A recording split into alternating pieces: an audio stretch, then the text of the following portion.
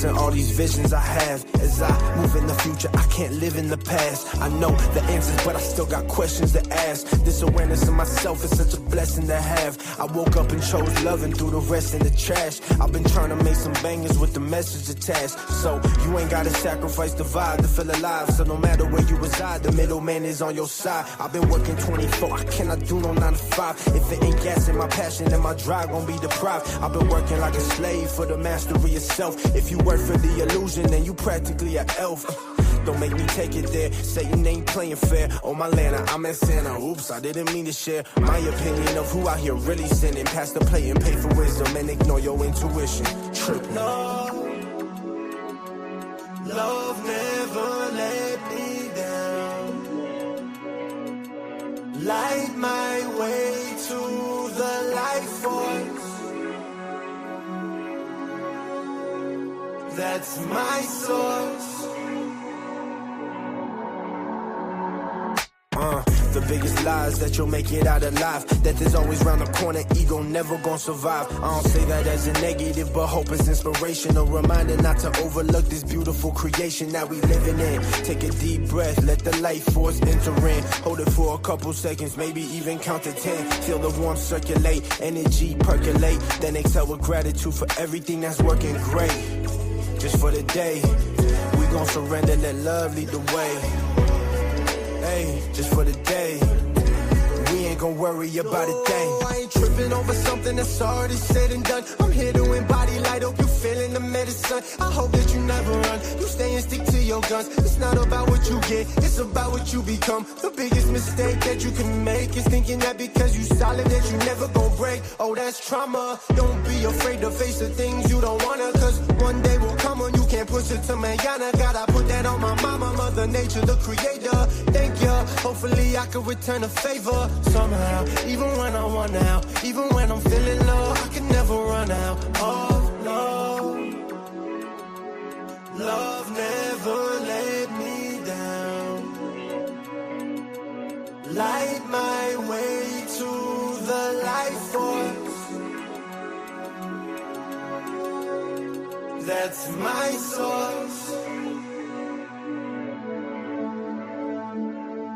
This energy inside my heart gets stronger when I do my part. There can't be light if there's no dark. I can't give up before I start. This energy inside my heart gets stronger when I do my part. There can't be light if there's no dark. I can't give up before I start.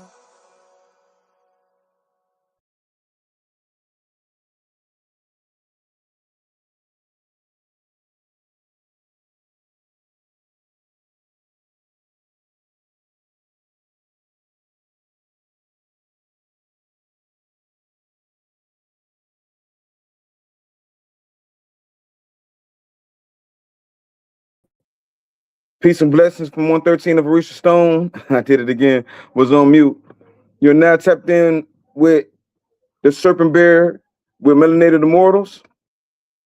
How you doing, Goddess May I? Hey, greetings. I ain't seen you in a minute. Well, tonight, yes. You know, this is a special one for me. There we go. Because it's hard to have conversation with people if they don't understand what you're talking about or what kind of frequency you're speaking on. If they're on one dimension and you're on another dimension, it's real hard to communicate with people. So now that I found y'all, like it's like finding another home, and you have so many people from the Serpent clans and Dragon clans from in Melanated Immortals. I had to do a Serpent Bear show, because people, they still don't get it. It's a lot of people that play conscious and play like they know this and they talk about this and that, but they really don't know to have. So tonight we're gonna play a couple of videos, and I want to tap in with a couple of your priests to break down the Serpent wisdom, to break down the Serpent information and the Serpent activation. So I don't want to be rude. Can we go around the room and introduce your priests? All right. So below me, I have Mutayosa TG, and she is like she's the clan mama. And she has been with us. I mean, when it was just me, Mutayo Satiji was right there, and we just Ashe, Ashe. And so we said, well, we need to give her a title, right? And so we didn't want to do Queen Mother, and so we gave her the Mutayo Satiji, which of course, is the most vital and sacred serpent mother, and she is kin 25 and has a plethora of knowledge and wisdom on this very topic. So as soon as you said it, that's the first person I thought about. The second person I thought about was Brother Almoon, right there, kin number 85. We know him from, he and his wife have been with us for a long time as well. He goes all of his social media is Temple of Soul, and I got my first piece from him, right? The first one, I always got to show this one off. I know I'm wearing my Orisha stones tonight, but this is my first piece, and this was gifted to me by Temple of Soul. Every time I go somewhere, people are always asking about this piece, and so yes. So that's Brother Moon, also a serpent. And listen, there's probably not a subject that we can bring up that he can't talk about. So so I was just really excited to have him on as well. So yes. So I don't know if they got anything else to say, but hopefully I did okay with introducing them. Yes, ma'am. And Well, then let's get I started. definitely got to shout you out, Orisha Stone, for having us on here. And just, I don't know, it's like you've been with Mimic Melanated Immortals for a long time, right? Yes, ma'am. And it's only been months. So No, man. thank you Look, for we having were us. looking for each other forever, and OJ Yemi connected all the dots that need to be connected. That's So let's right, start off Mama right. OJ Yemi.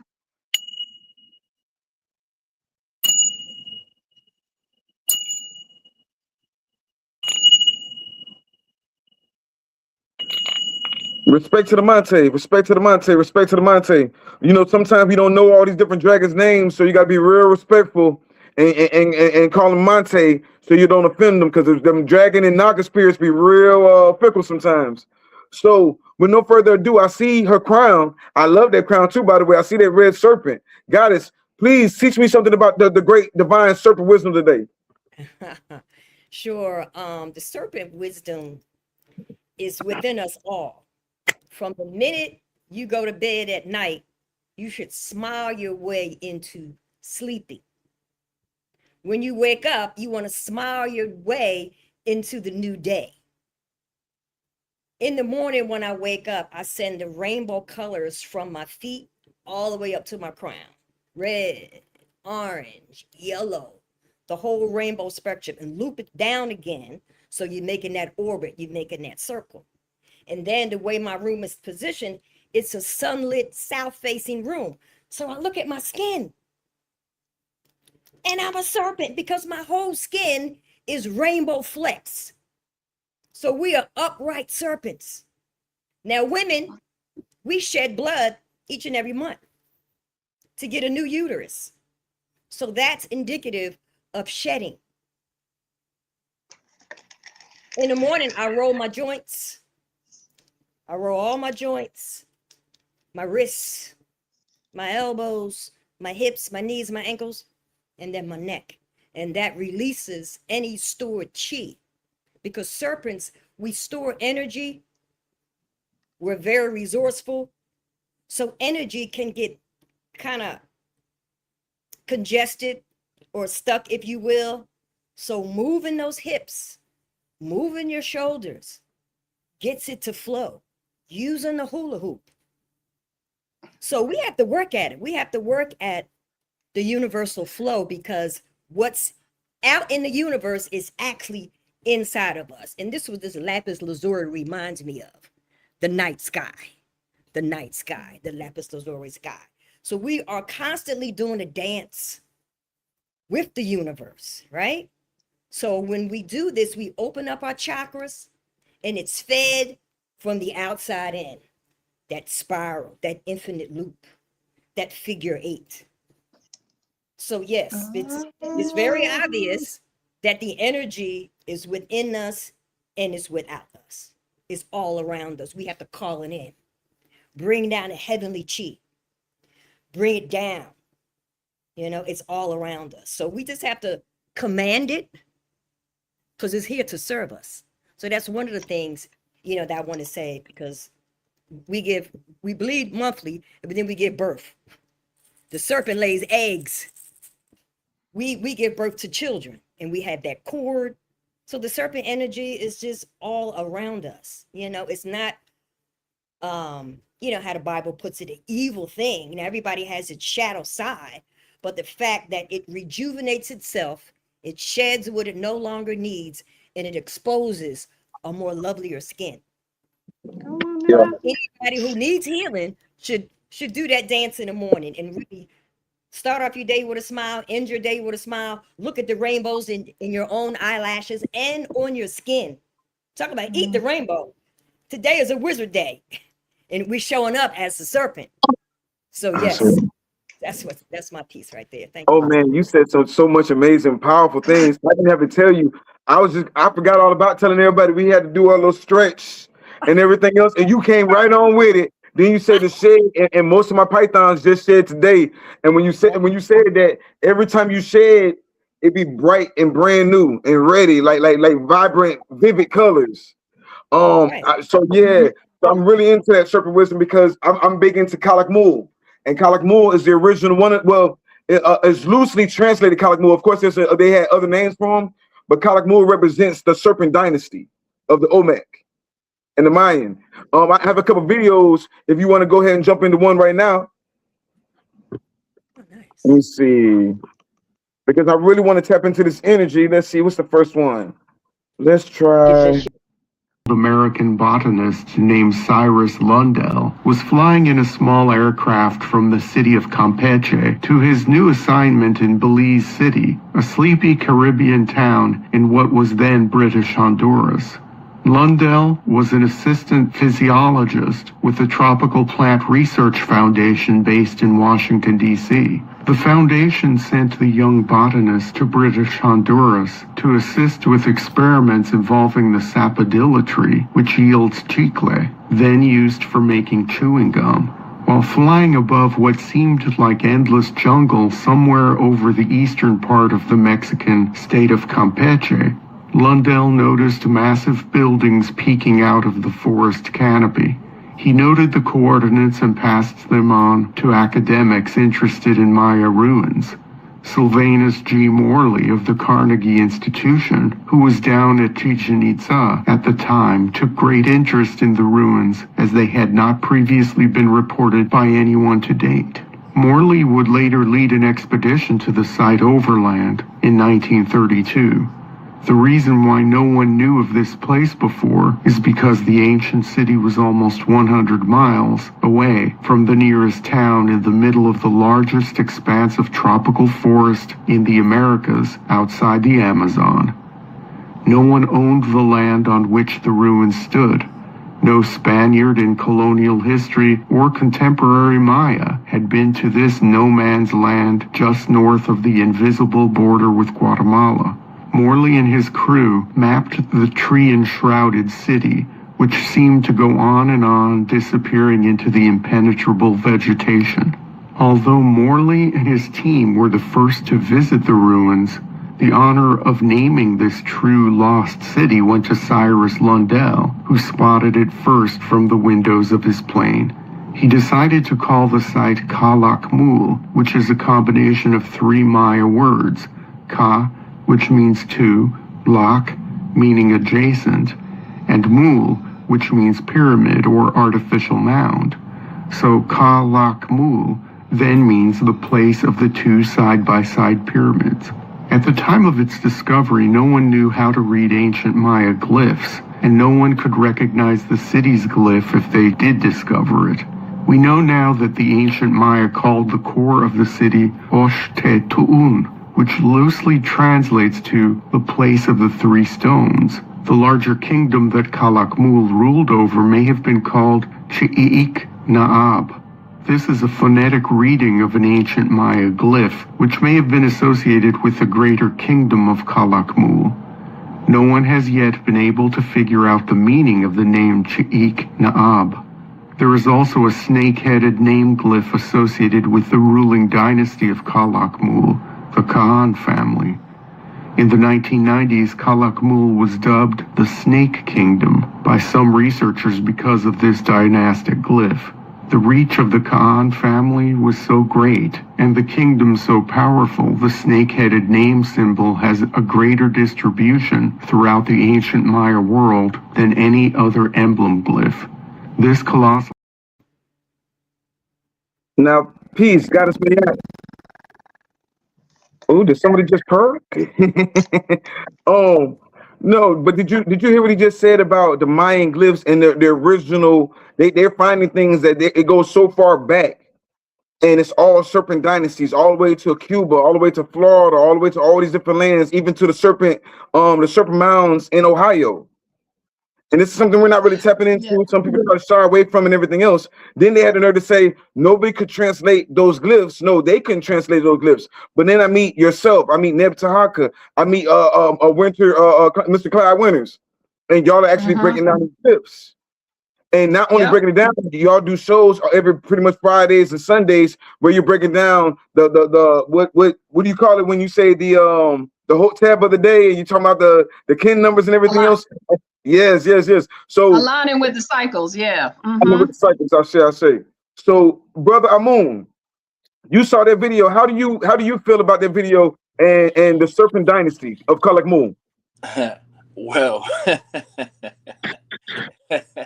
well, peace to all of y'all.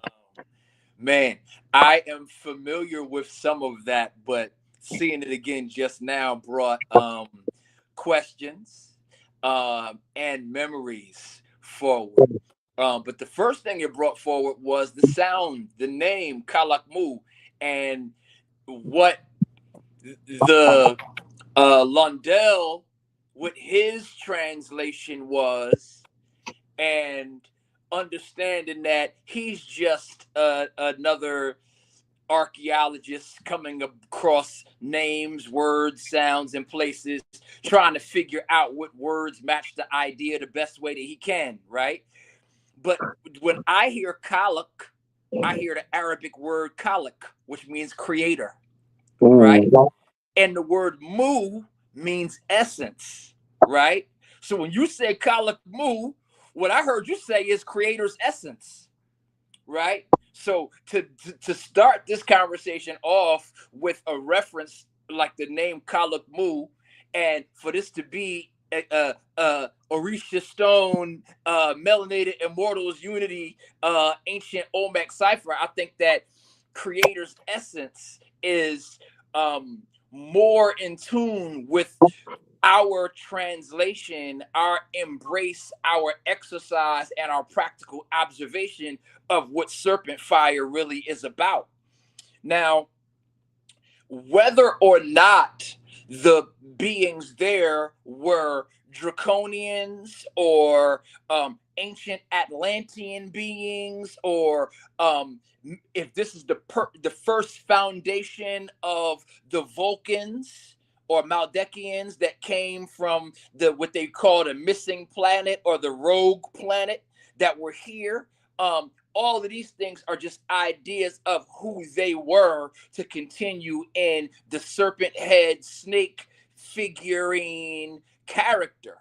However, how we translate it as a place of creative essence and creative power, so that we can access that, because one thing we understand about the physiology of human beings is that the reptilian form, the amphibian form of us is primary. What were we traveling up the birth canal of our mothers? We're tadpoles, right?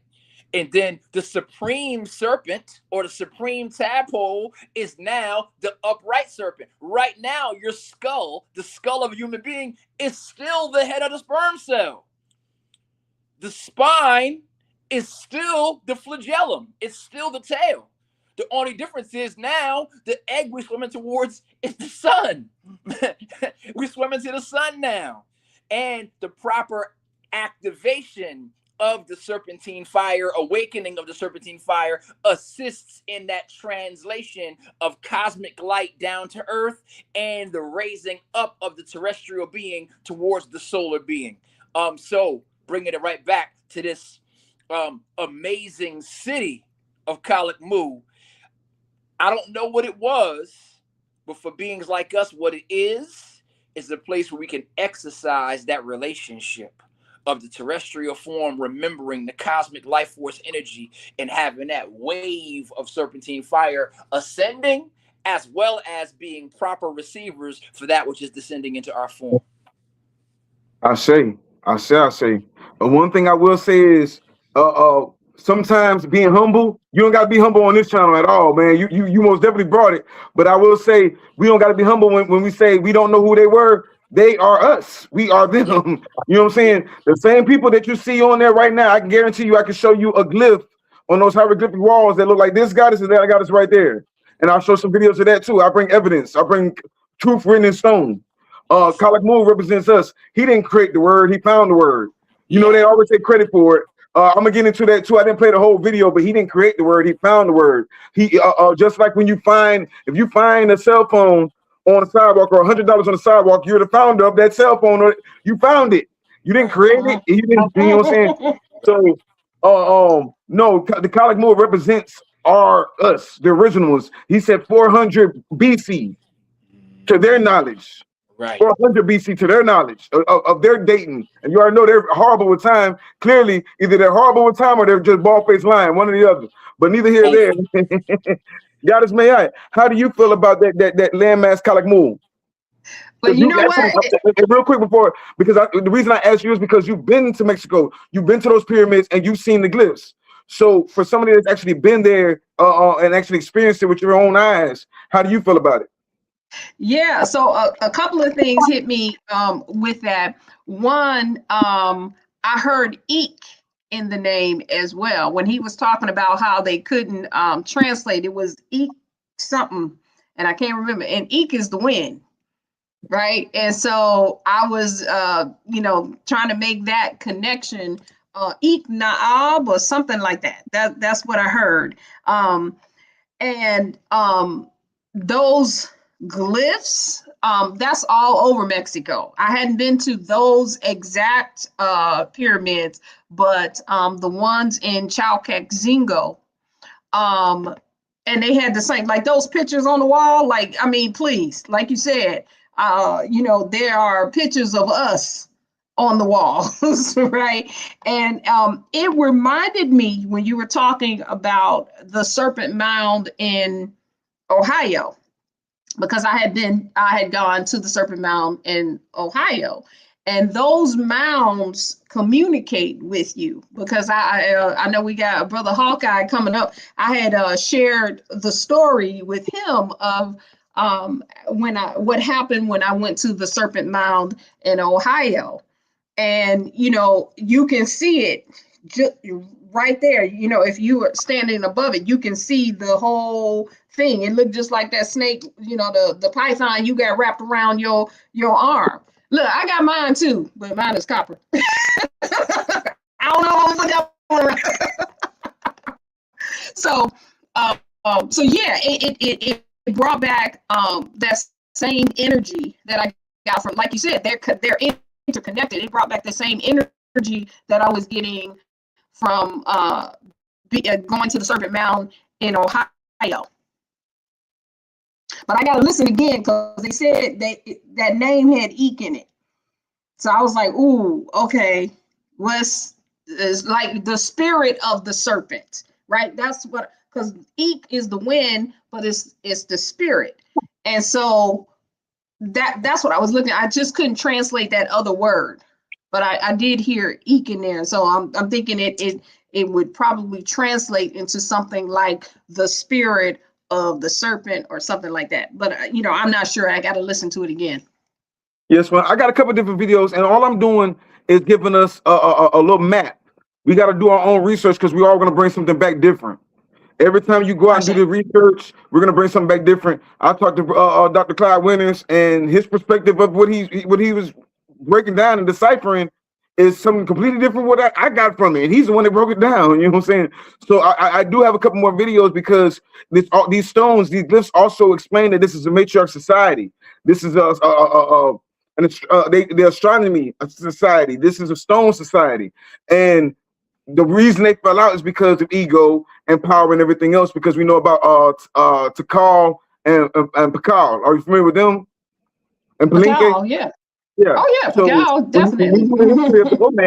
I want to study the whole entirety of the Olmec. I want to know, because they've been hiding it for too long for us not to deep dive into this information. So I'm gonna play a couple more videos, because for us to be representatives of this new Olmec tradition, or this Olmec or Melanated Immortals tradition, right? We got to tap into those real guys, them godmothers and them godfathers. So I'm gonna pop one more up real quick. Legends and myths. Today, telling you the story about the mighty Kukulkan, the feathered serpent deity of Mayan mythology. Kukulkan, also known as the feathered or plumed serpent god, was a prominent figure in the religion and mythology of Mesoamerica, specifically the Yucatec Mayan. He is also identified as the feathered serpent god Quetzalcoatl by the Toltecs and Aztecs, as Gucumatz to the Quiché Mayan of Guatemala, and Eacatl, the wind god of the Huastecs of the Gulf Coast. Kukulkan and his other manifestations are all unified by the belief that each was considered a creator god and a bringer of rain and winds. The god is particularly associated with Chichen Itza, where a large temple was built in his honor. Kukulkan is also the name of a 10th century CE cultural hero in Yucatec Mayan history, and he has a counterpart in the Toltec and Aztec histories, where he carries the name CE Acatel Topiltzin Quetzalcoatl. The feathered serpent god remains today a powerful symbol of Mexican indigenous cultural heritage. The serpent was a very important social and religious symbol, revered by the Mayan. Mayan mythology describes serpents as being the vehicles by which celestial bodies, such as the sun and stars, cross the heavens. The shedding of their skin made them a symbol of rebirth and renewal. The words sky and snake have the same pronunciation in both English and Mayan. The Yucatec Mayan were, and still are, speakers of the Yucatec language, and they settled the Yucatan Peninsula in the north of ancient Mesoamerica. Their chief god was the feathered serpent Kukulkan, whose name means just that, feathered Kukul and serpent Kan. Kukulkan was a creator god, and the god of rain, wind, storms, and life. Throughout Mesoamerica, the snake, because of its living habits, became a symbol for life both below and above the earth, and so it was considered a point of connection between the gods and humanity. The open mouths of snakes were identified with caves, which give access to the underworld, and their bodies are often given sky symbols in Mesoamerica. The figure first appears, albeit rarely, in carvings of the Olmec civilization, which prospered in pre-classical formative Mesoamerica from 1200 BCE to 400 BCE. Not much more is known about Kukulkan, except that the god had major temples dedicated to him at Chichen Itza, Mayapan, Uxmal, and others. The Yucatec Mayan believed that a man called Kukulkan, a cultural hero who is either a ruler or priest, had come to or even founded Chichen Itza in the northern tip of the Yucatan Peninsula. This individual and his followers had come from the legendary city of Tula or Tolan, a name often applied to any large settlement. It was said that Kukulkan and his followers took the city by force, defeating the city's first settlers, whom the Mayan called the Itza. The hero Kukulkan is also credited with founding other cities in the region, such as Mayapan, which replaced Chichen Itza as the region's dominant city. Interestingly, in the later traditions of the Aztec civilization, 1345 to 1521 CE, an individual called CE Acatl Topiltzin Quetzalcoatl had left Tollan, the capital of the Toltec civilization, to travel to the lands in the east. The Toltecs had preceded the Aztecs and flourished in the 10th to 12th centuries CE. and they were considered founders of their culture. For both the Yucatec. Now, this goes way back because I know in a lot of lores, when they start getting into it, they try to switch it up and say, oh, Kukulkan, he's white man, he's this. And it's really weird how they just do that. But if you look at all the glyphs, Kukulkan looks like pretty much me. He got locks, dark-skinned man. They look on the glyphs on the pyramid walls when you go into Mexico. A lot of people go to Mexico and get drinks in a sombrero and soda candy. That's it. That's what you went to Mexico for? Or you can go to Mexico and look at these ancient. Did you see the map on there when they showed you how far Mexico is from Florida? And you know for yourself, and I'm gonna bring people on here that's actually walked the pyramids in Florida, and they said, and they've seen these pyramids, and they did these pyramids just as old as those pyramids that they're saying are Aztec and Mayan. They're not Aztec and Mayan, they're Olmec. The Aztec and Mayans are, like I said, those are the founders. I found something that doesn't mean they created it.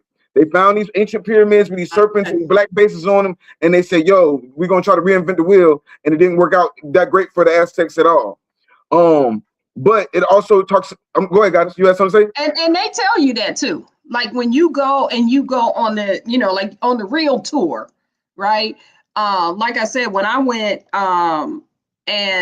we went to Chalcazingo, there was a man who literally had your face.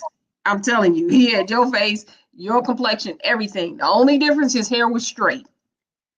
And he told us, they will, they told us, they said, yeah, we're the keepers of this. Like you said, the founders, we found it. It was already here. This is not what we developed. And so when they see us, that was the experience I had. When they see us, they want to take us to those sites and then explain to us, these different things, and then tell us, hey, you welcome home. What I'm saying? You're gonna see yourself here. Activated. I say, activated. Yeah, the Serpent Wisdom is amazing. I have this book that this speaks on a lot of the Olmec as well. Return of the Serpent Wisdom, and it's helping you. It's helping you. Hold on. One of my favorite pages right here. Hold on. When they're breaking down how the Olmec is actually a serpent society. And most of the, like, if you get this book, we could do a whole lecture on this book alone. I can't find it right now, but this book alone breaks down all societies, but all societies reach back. Even the Masonic society reaches back to the Olmec, to the ancient Olmec. The ancient Olmec, they go all the way back to the stars, so we don't even know where they came from. This is similar to what we see in the Dogon, but there's older than the Dogon. It's from my information, everybody's having a hard time finding something older than that. You see what I'm saying? So, when we look at that serpent energy, I try to lead up to saying it like this: we're ignoring it, but while they got us thinking the serpent is the devil, the serpent is actually our God. We call it Turtle Island because we're scared to say this is the land of the plumed serpent. When he said the Gulf Coast, do you know what the Gulf Coast is? That's all them places from New Orleans, Slidell, Gulfport, Biloxi, all the places we go for, what I'm saying, on the beach or whatever, for cruising the coast. They're talking about where we're from. Those where all those indigenous Mississippians are from. All those Louisiana people are from. When they say he's the god of the Gulf Coast, or this is the land of the plumed serpent, they're talking about us. They just say Aztec and everything else to try to throw you off. So I also want to play one more video from this very, very wise goddess, because they were talking about the shedding. We have to look at shedding as a real ritual. This goddess right here is amazing. Give her 1 second, please. She said she was from the stars and that she was only going to be here just to deliver this message. And she told us to give our menstrual blood back to the earth. This was the first time I was hearing this. This was many moons ago. I am no longer flower, but within that time, I started to ritually give my blood back to the earth, a peaceful blood, an unaborted blood. The earth knows your name and knows why you came. So with a pure prayer, just like the prayer of the 7 galactic directions, I know if sisters, women, my daughters would do this in mass, we would have the end of all wars. Yeah, with the ritual right there. And let's have those uncomfortable conversations, because like I said, there's nobody here but us, right? Just the serpent child, right? So Let's have those uncomfortable conversations. Bloodletting. When we talk about we're this and this, everybody want to be Olmec till it's time to do Olmec things. And bloodletting is an important ritual that we're supposed to do. The women use their menstrual blood, and the men are supposed to cut themselves. We don't do that anymore. You cut yourself, and you, like she said, bleed on the land. Or back then, I'm not going to talk about now because they got these biological mosquitoes. But back in the day, you let the mosquitoes, as a ritual, you would let the mosquitoes bite on you. Why? Because the only mosquitoes biting on you is the females, and they take that blood back to the where? They take that blood back to the water. The water, what this guy just said, the water identifies who you are. Just like the trees. If she's talking about putting blood at the oak tree, do you know how many rituals you can do by putting blood by the oak tree? And the oak tree reaches the earth, heaven, and hell, who you can communicate with. So that shed is very important because you got to shed daily. We always change. We always evolve. The reason the serpent is still here and nobody's paying attention to it, first off, when the brother was saying about this planet, right? And we said it's another entity, but it's really us because this whole planet was reptile before anything else came down here. We don't want to acknowledge that part. Can't nobody take over something that was already there? This whole planet is reptilian. You are reptilian. Your mind is reptilian. Your survival mode, all your survival instincts comes from that reptilian mind frame. The webbing comes from reptilian. The brother just said he started off as tadpoles. You know what I'm saying? So don't let it go over your head. Then we can go further where this goddess was talking about moving her Kundalini energy. All this serpent wisdom out here. Then we go to all these esoteric nations, and all of them have a serpent on their third eye, serpent sitting on their head, and we can go all the way around. But right now, we're just talking about the Americans. We can go to Kemet, we can go to ancient Nagas, we can go all around the world, and we will. But I really want to focus on us. What we doing right here in America, the copper colored people, and we're ignoring it. And we everybody's conscious up until it's time to look in the face of a dragon or a serpent and realize that this is your brother. This is your child. We are one. This is a messenger. If you scry, and they tell you this in ancient the temple of the Python in Dahomey. If you talk to the Python, you can make a wish when he's drinking water or they're drinking water. That's when you make a wish. When they're at the water well. So before we rotate, because I do want to get some other priesting real quick, I want to go around one more time for some serpent wisdom. Goddess Moot. I don't want to mispronounce your last name, because curse myself. But Red Serpent, can you please give us some more serpent? And I'm gonna bring you back. I just want to rotate a little bit, but can you give us some more serpent wisdom before we rotate out? Sure. I think a good way to raise the Kundalini in and to really have that orgasmic feeling before sex is dancing, trance dancing, dance to your sweat in your own home. I had a reading done by Baba Ishangi, who is a great ancestor. He was my African dance teacher. And he said, dance till you sweat in your own home. You do not have to go to parties. Parties are great. I'm a serpent. We love to party. But celebrate in your own home and dance. Because that movement will free up any stored energy, because we are life force. We show up as life force. We can pull the energy from the stars, from the moon, and up from the ground, right? So another way is, of course, the uterine egg, inserting the uterine egg, because they are crystals. And you can do a jade egg, you could do a crystal egg, but this, you lubricate it and you do your Kegels, and it's a very good way to strengthen your uterine walls, but really send a rippling effect up your spine as well. So we want to be tight, we want to be juicy, we want to be, ready, and that's a good way. Another way is just having the tip of your tongue at the roof of your mouth, like just during the day, so you can keep that energy just going up and locked in. Synchrogalactic yoga is very good, because that way you travel through the chakras, you tap into the tone of the day and the plasmic energy, and you do a mantra. So spiritual practice will cultivate this energy, but I mean, you can experience your Kundalini rising just by watching, watching my grandchildren, or, a good movie, or reading a good book, or being in someone's company. The main thing we want to do, we want to rise. keep the vibration high wherever we go. Because serpents, we vibrate to the 5th tone, which is radiant and commanding. So we bring the energy. People feel us when we're in the room. And sometimes we're not the loudest and we're not the smartest. But when the serpent is in the room, you're going to feel the energy because the natural radiance that emanates from that person. And that's how people remember me, because of my energy. Now, I'm in my late 60s, but I've done practices, and my mother was a Buddhist from Philadelphia. Oshun, like your mom. I Mother see. Street, Philly. She was a Buddhist. And so she was a yogini. So I grew up doing yoga. You know, she was a Buddhist. So I grew up chanting Nam Myoho Renge Kyo. And then I went to the mosque, you know, later as I evolved. Me So too. certainly seeking their, we hold ancient wisdom in our bodies. So we store things. My aunt had said this before. You ask a serpent something, they are very resourceful. They may not have the answer, but they can connect you with that person. And as far as money goes, we never run out of money. We always have money. We store it.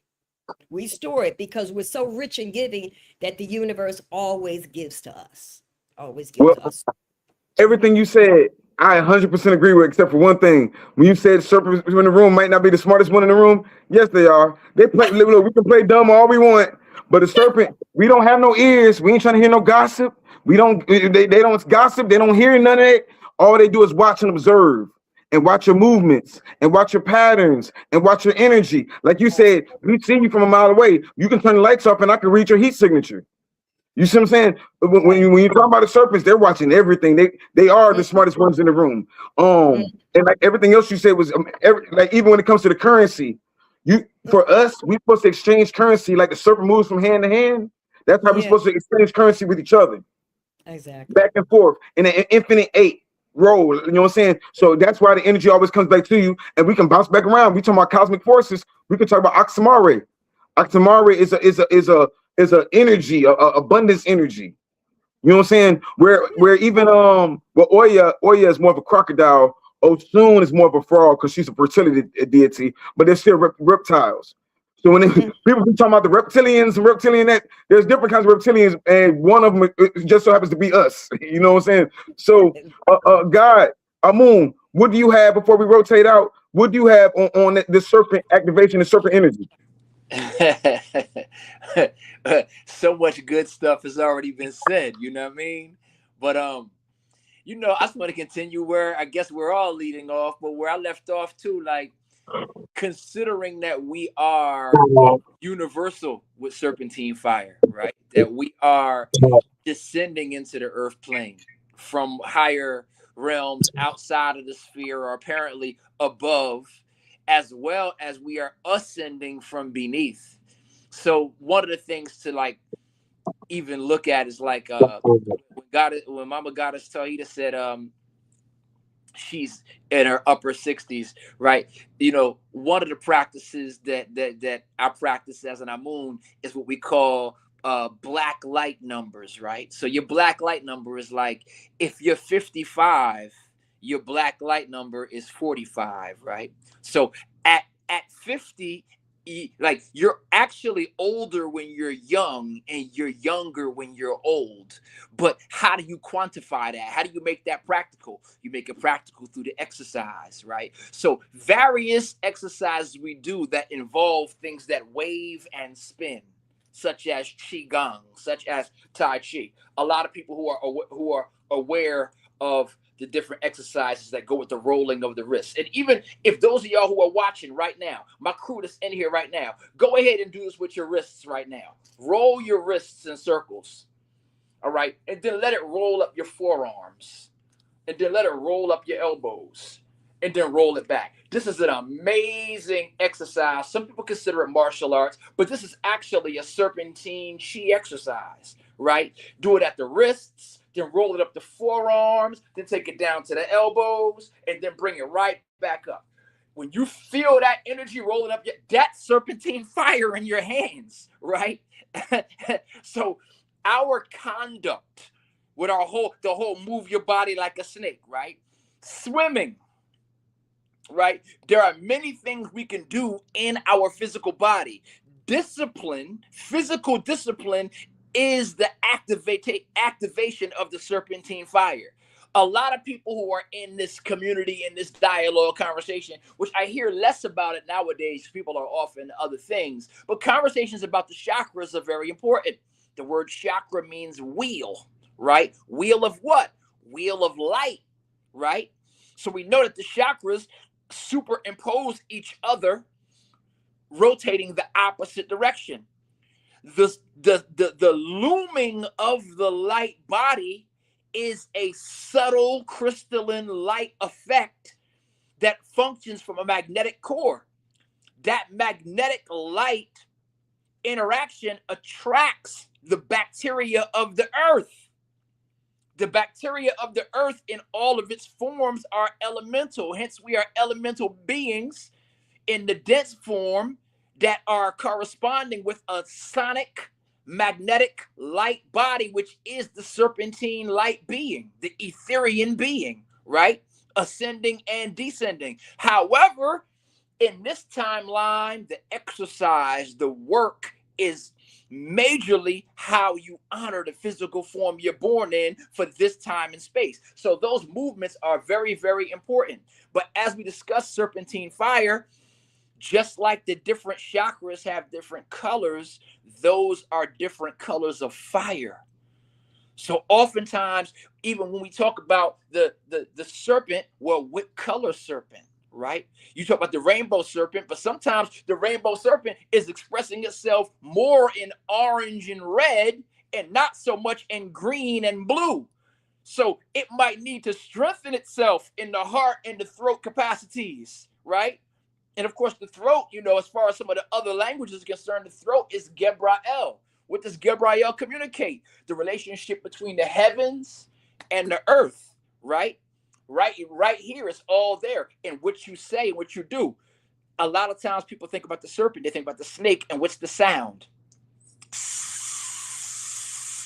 That is a wonderful sound to work in your personal service. Interestingly enough, Big Sis just talked about what? Tip of the tongue to the roof of the mouth. Try to make an S sound without the tip of the tongue to the roof of the mouth. You need your tongue to be at the roof of the mouth to even make this, to make that S sound. You're depending on the air, the eek, sliding by the tongue as the tongue is reaching for the roof of the mouth, right? How does this play out in the English language, right? How does this play out? Things become plural when the serpent is present. The presence of the S makes it more than one. It becomes many at the presence of the S. In the Revelations, it said what? I am the Alpha and the Omega. The Alpha is the 1. The Omega is the 9. What's the 19th letter of the alphabet? S. So this is going right back to Kalik Mu. What does Mu mean? Mu means water, but Mu also means, essence. Okay, that sounds real serpentine to me. I say, man, you be breaking it down. I see now why I got this man. I've been trying to link me and you up for a while. We most definitely got to do a mineral report together. But tonight we on the Serpent Bearer, the Serpent Wisdom. So I'm gonna play one more video, and I am gonna bring y'all back, man. So please stay with us because we're gonna have fun with this. Well, I really want to get to the knowledge of it, more knowledge and less fun. But knowledge is fun, so whichever one. Yeah. Hold on, let me see. Boom. You abandoned 114 of Mexico Unexplained, where we examine the magic, the mysteries, and the miracles of Mexico. I'm your host, Robert Bitto. The 55-year-old Antonio de Leon y Gama shivered with excitement when he arrived at the southeast corner of the Zócalo on that hot August day in Mexico City. The year was 1790. And the capital city of colonial New Spain was buzzing with news of the discovery of a gigantic statue, almost 9 feet tall, of what appeared to be a hideous monster. Antonio de Leon was a noted astronomer, anthropologist, and prolific writer on scientific topics. He was much respected in Mexico City and would later write a book about this statue and the Aztec calendar stone which was discovered nearby later that year. Breaking with the convention of previous Aztec chroniclers, in his book De Leon praised the ancient civilization that created the sculpture, which is seen by some historians as indicative of a growing sense of nationalism and Mexican pride in late 18th century New Spain, only a few decades away from Mexico's independence.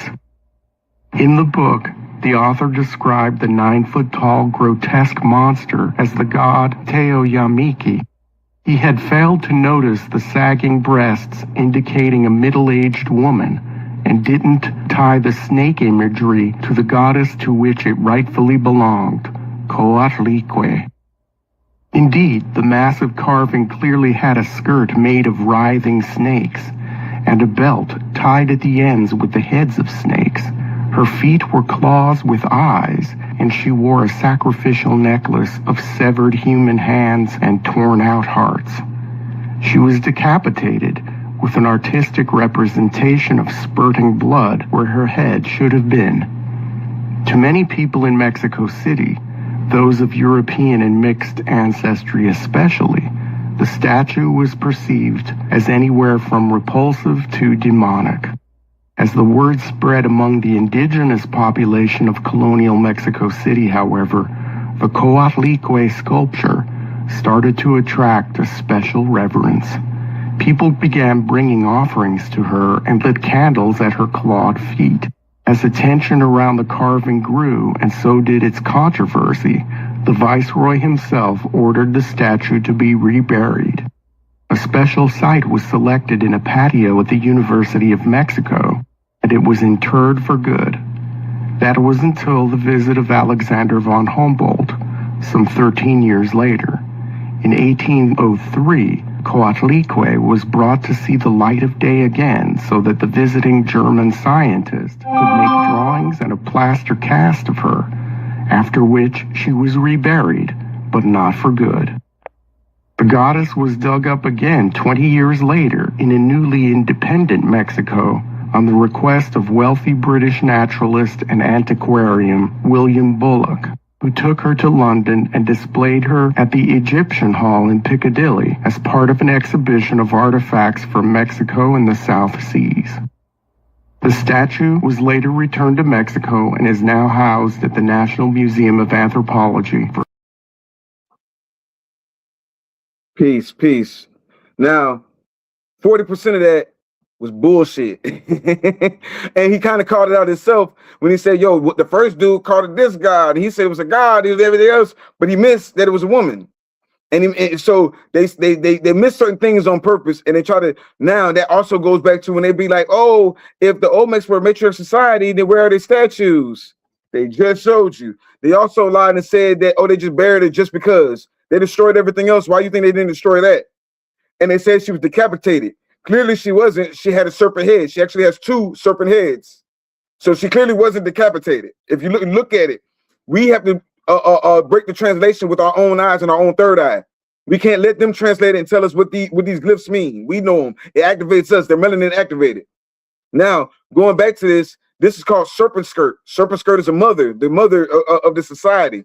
When you also look into Veracucha, Cucucan, Quetzalcoatl, Marcus Coro, there's all these different deities that if we really tap into them, if we're saying that we're the Olmec society, we're tapping into this information.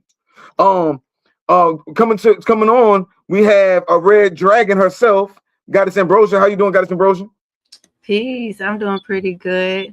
Yeah, I'm loving this topic here because it's definitely so many misconceptions about it. So I'm here. I'm vabbing. So you want me to dab into it now, or you're just checking in on me? Yeah. Well, definitely we're gonna move around the room. You most definitely gonna have your time. I wanted you to introduce yourself, your kin number. What is your galactic kin sign? Okay, so yes, I am the 5th Force Oracle, Moon Goddess Ambrosia. I am kin 181, the Red Crystal Dragon, And the red dragon, I saw one of our priestess initiate sisters or one of my initiate sisters mentioned in the chat that the dragon is the one that activates the serpent. So so that's who I am. And yeah, like I said, I'm ready to jump into it, to be honest, because there's a lot of misconceptions around this. So yeah. And I'm not even worried about the ones that's misconcepting nothing. I'm worried about us building the new Kalakmul, the new Emerald City. You know what I'm saying? I'm not trying to convince nobody of nothing. I'm not trying to convert you. You know what I'm saying? Listen, I'm not knocking on your door asking you if you talk to your Lord and Savior, your Quetzalcoatl today. None of that.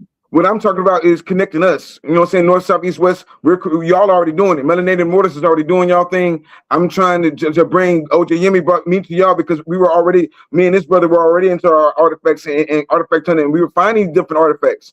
And in the process of finding them, OJ Yemi was like, I know somebody that can translate that calendar. And she introduced me to Goddess Mayat and Nebtahaka. I should have had Nebtahaka on tonight. But I want to keep doing this because I don't care about the misconception. I care about us evolving. It's all about us. Ashe. So yeah, even when it comes to that, like, so we got to really tap into our third eye and get into the symbolism of these statues.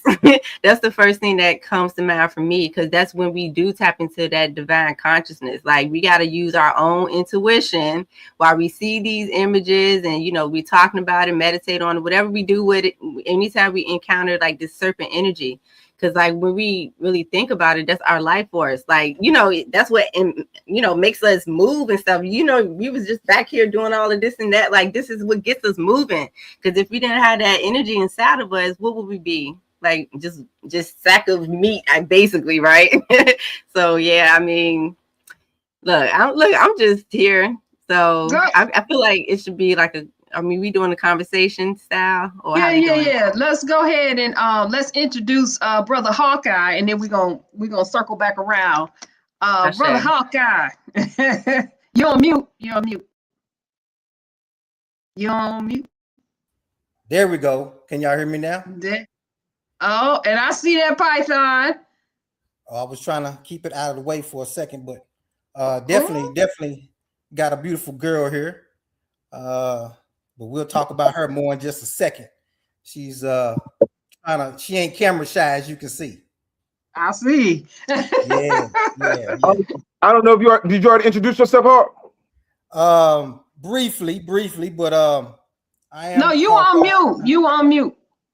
Okay. When you were talking, so you can probably gotta do it again. I am Hawkeye Ken 196. That's the yellow magnetic warrior. Hailing out of Texas tonight.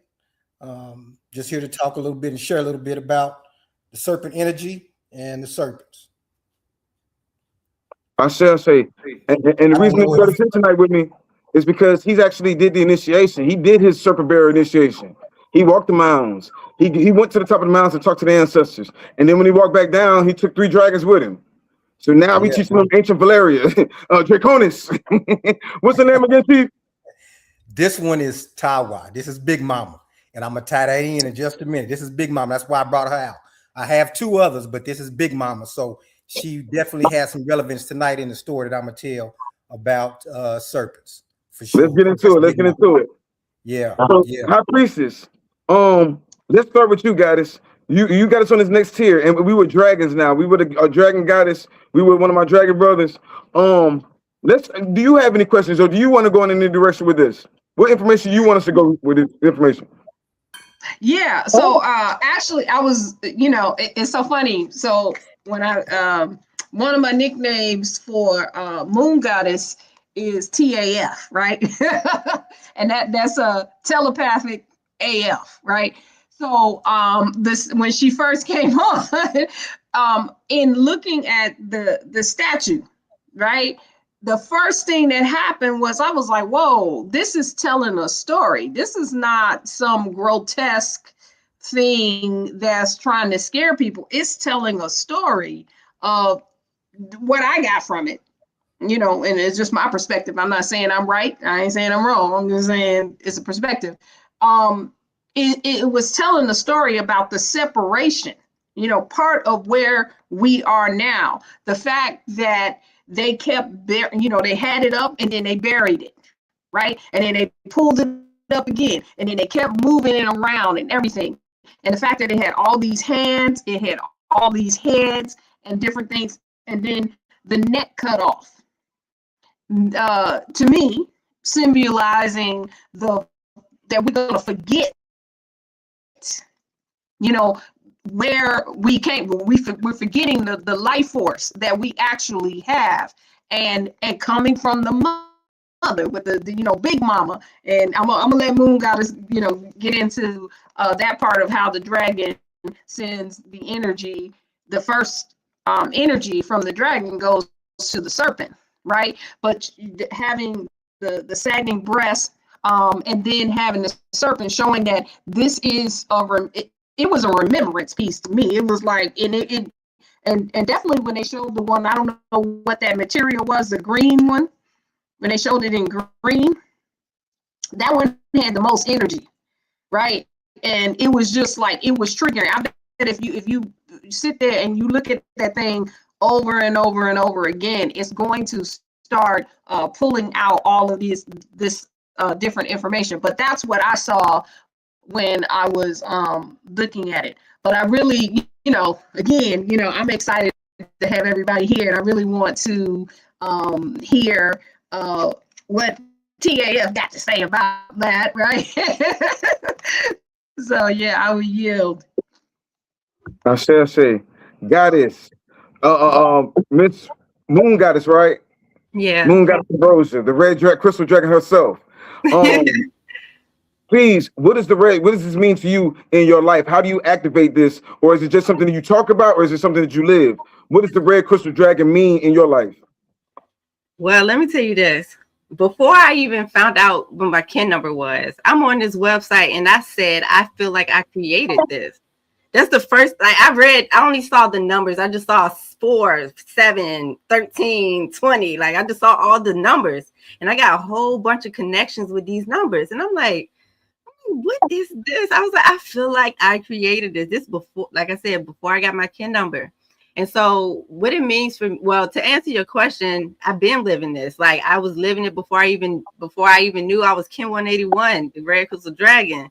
And just seeing it, just like High Priestess just mentioned, like with the symbols or seeing the statue, when I seen my kin number, it was a remembrance. Like that was like the activation of the remembrance for me. And so, you know, even it was divine of how I encountered it. Like, I just asked, you know, I was like, what is time really? You know, I was going through this phase of figuring out how I want to navigate in my purpose, because I knew I had more gems and wisdom to share to people that was bigger than just doing tarot readings. And so, you know, fast forward it, I got introduced to the cosmology, and then everything else just started pouring in straight like that. It was just like I got the answer to what is time and everything else that I asked for in that one single question. And so what it means for me is like, I just been walking it. It's just now I have a way to correlate the way that I've been connecting with energies by utilizing the cosmology and understanding how the 20 archetypes work and the different frequencies that they, you know, that they put out there. So honestly, that's what it means to me. Or, you know, I guess what also came to mind from you asking that question, what does it mean to be a red dragon?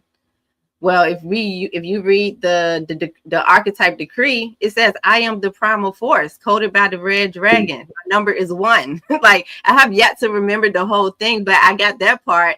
I know it's talking about basically looking at me is like looking back to the origin. It talks about from the place of the star makers and the star masters. Like, you know, it's giving you all the gems in the primal force energy, aka this life force. Well, I kind of got a different perspective of it. So it's the primal force and then the life force. Like, that's how I understand it. So the primal force is like the big mama, and it's just so funny too that your baby in your hands is your big mama, like your snake over there. I'm like, yo, this is lit right now. But like Yeah, so the primal force is like the big mama source energy that comes in that gives birth to life. You know, we even got the womb space to create a whole new being, like, you know. So that dragon energy is like just like really big on like nurturing, just giving birth to a being.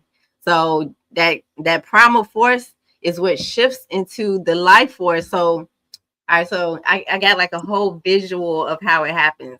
So it's like a beam of light just coming to the womb space. Then it cultivate in the egg, and then it starts to do its thing and starts to form into a being. And then as that being, you know, continue to grow, it starts to integrate itself, just like what Brother Amun was just saying about that sperm being the spinal cord. Like, I was back here, I was like, I remember when I found out that gem about it, you know. So, you know, that sperm helped to establish the structure and the foundation for us to be able to move and create and pick up things and, you know, do all of that. But the force that energy force that gets us, that really animates us, is the primal force. And when it's in our body, that's what makes it the life force now, because it's not just from the primal source, it's in a life form now for us to, you know, do all this movement. And so, like, that's how I like to look at how the cosmology connects with, or help me to understand the whole process of how we got here in the first place and what we're here to do. So I feel like I said a lot, so I'm gonna pause for a second. No, man, I appreciate it. I appreciate it because, like I said, I really live by this. I follow. I even got the book. Have y'all ever heard of the book, the Follow the Draconian Path? I haven't. It's really, really deep, esoteric, and I love what I gotta say earlier, that there's good and there's bad. But when you know your purpose, you can most definitely do some good. I see somebody naming in the comments, they say segment. Well, we know segment is the mother of serpents. So they have a whole segment invocation in the dragon literature. They got all sorts of different things in there. Even when they told on Solomon, the dragon, the path of the dragon has codes in there where they're telling you who Solomon really was. Think about it. Solomon had 300 wives and 700 concubines, but you never hear about none of his kids. But he ran legions. Legions and legions are presidents over what? Presidents over demons and dragons, right? So how did he feed? Because you got to blood feed all these things. How did he feed them? You never hear about none of Solomon's kids, do you? So they slick telling a whole lot of different stuff in there about the different rituals and things they do. But there's also a high dragon class, like you said, the green dragons, red, greens, gold. All different types of dragons. There's a lot of different. Respect to the Monte. Respect to the Monte. Respect to the Monte. Do y'all watch House of the Dragon? Please tell me, you watch House of the Dragon. You do. I've watched it. Now, I didn't finish watching all of it, but I've been watching it. Did y'all catch the part where several times the dragon trainers are melanated folks? Right? I know I'm reaching. I might be reaching. But now, when the black dude came, he spoke ancient Valerian. He's speaking. I should have screamed it. He's speaking ancient Valerian. And then when she told the prince to go kill the priest of the seven, their seven is really the Orisha, right? If you break it down, it's the Orisha. But when she told him to kill the priest, she said, "Your God is older than their God. You are the real." But she was talking to the black dude when she said it. Now I know I'm reaching, but with that whole more thing and everything else, and the dragons and everything else, am I reaching? No, because they have that in their real history right now. They're pretty much telling you what's going on. You know what I'm saying? They're telling you that the ancient Valerian or the ancient tongues. I'm saying Valerian. But what the brother said earlier about the tongues, how you say these different things, when we get into our ancient tongues, we can control these. When you say there's different kind of dragons, there's elemental dragons. That's the real dragons, north, south, east, west. When you gotta respect each side. Hawkeye, you know that by experience, because you was at the top of the pyramid and you watched the tree. You saw the tree walkers yourself. You want to elaborate on the tree walkers? Oh, northeast, west, and south is definitely where the winds came from. You know, everything opened up. You know, so you know that's the energy that I'll give to that. But if you want me to go in on the serpent, I'll go ahead and get that started. Let's go. I've heard you a little bit earlier say, if you could pull me back up on the quiet screen, Because I think I heard you said a little bit earlier. You said something about stars. Is that correct? Star? Yeah, related to the serpent. Are you gonna remind me what part? I can't remember, but I'm pretty sure you said the word star. You connected it somehow. And then Goddess mentioned a little bit earlier. She mentioned Big Mama, from what I remember. Okay, so the priestess went in on a whole esoteric scale tonight. I'm just gonna go from a small angle, from astrological angle. I'm gonna break it down to Ophiuchus. Ooh. Somebody in the chat brought that up too, and I said he was right on point. Yeah, where I was going. So that's where I'm going to go with it. That is the constellation called the Serpent Bearer. Okay, that is the Greek term, Ophiuchus. Okay, the Egyptian term is Imhotep. Okay, so that particular constellation, and due to the fact that it's related to Imhotep, is the constellation of medicine, healing, and just to relate to the story that I'm gonna tell about it, is when I was actually down during the ceremony and I was bringing snakes home, right? And it's funny how things just line up and work. Now, this was the biggest girl python out of the 3 that I had, okay? So I just called her Big Mama because she didn't have a name yet, right? Just Big Mama. Okay, she was the biggest one. As you see, she's nice and fat. That's a rat in her belly. She ate a rat the other day. First time. Yeah. That's Big Mama. She don't play. We talking snakes. We're gonna talk snakes now. They do eat. Yeah, you know what I'm saying? She looking good too. So when I came up with a name, now this is before this conversation or the topic of this show tonight, anything. And Orisha Stone can testify to this. The name I came up with was Tawa, short for Tawa Ret, Big Mama, right? And it's so funny, it ties in right now tonight. So that's exactly how I'm going to tie it in to the serpents and the constellation, because a little bit known, that constellation that I just mentioned is also known as the hidden 13th zodiac sign. Okay. And we know who that would be, right? Tawa. I say. Big Mama. Big Mama. So that's where I'm going with it tonight. Big Mama right there. Number 13, that serpent, primal energy, force energy. Very primal, very serpent-like. So that's how I'm gonna leave my little piece that I wanted to add to it, just the astrological piece. Well, let's get into it. The serpent, the Kalak Mul has in society, they have beads and things of that nature, and they're really into the stones. When they say the stone tribe, they're really talking about the serpent clan. Now I see them stones on your neck and that pendant. You want to break that down for me? Oh, for sure. I had to wear this tonight for several reasons because of the serpent. But first of all, this is serpentine stone. Let me see if I can get a little bit closer here. This is serpentine stone. Okay. The bright colored stones. The round ones here, that's bronzite. But these stones, these big oval stones, that's serpentine. So apologize for the light tonight. It looks a little yellowish, but these are really bright, colorful stones. And serpentine comes in all different types of colors. It's very vibrant stone. They call it serpentine because of the way that it's formed in the rocks under the ocean.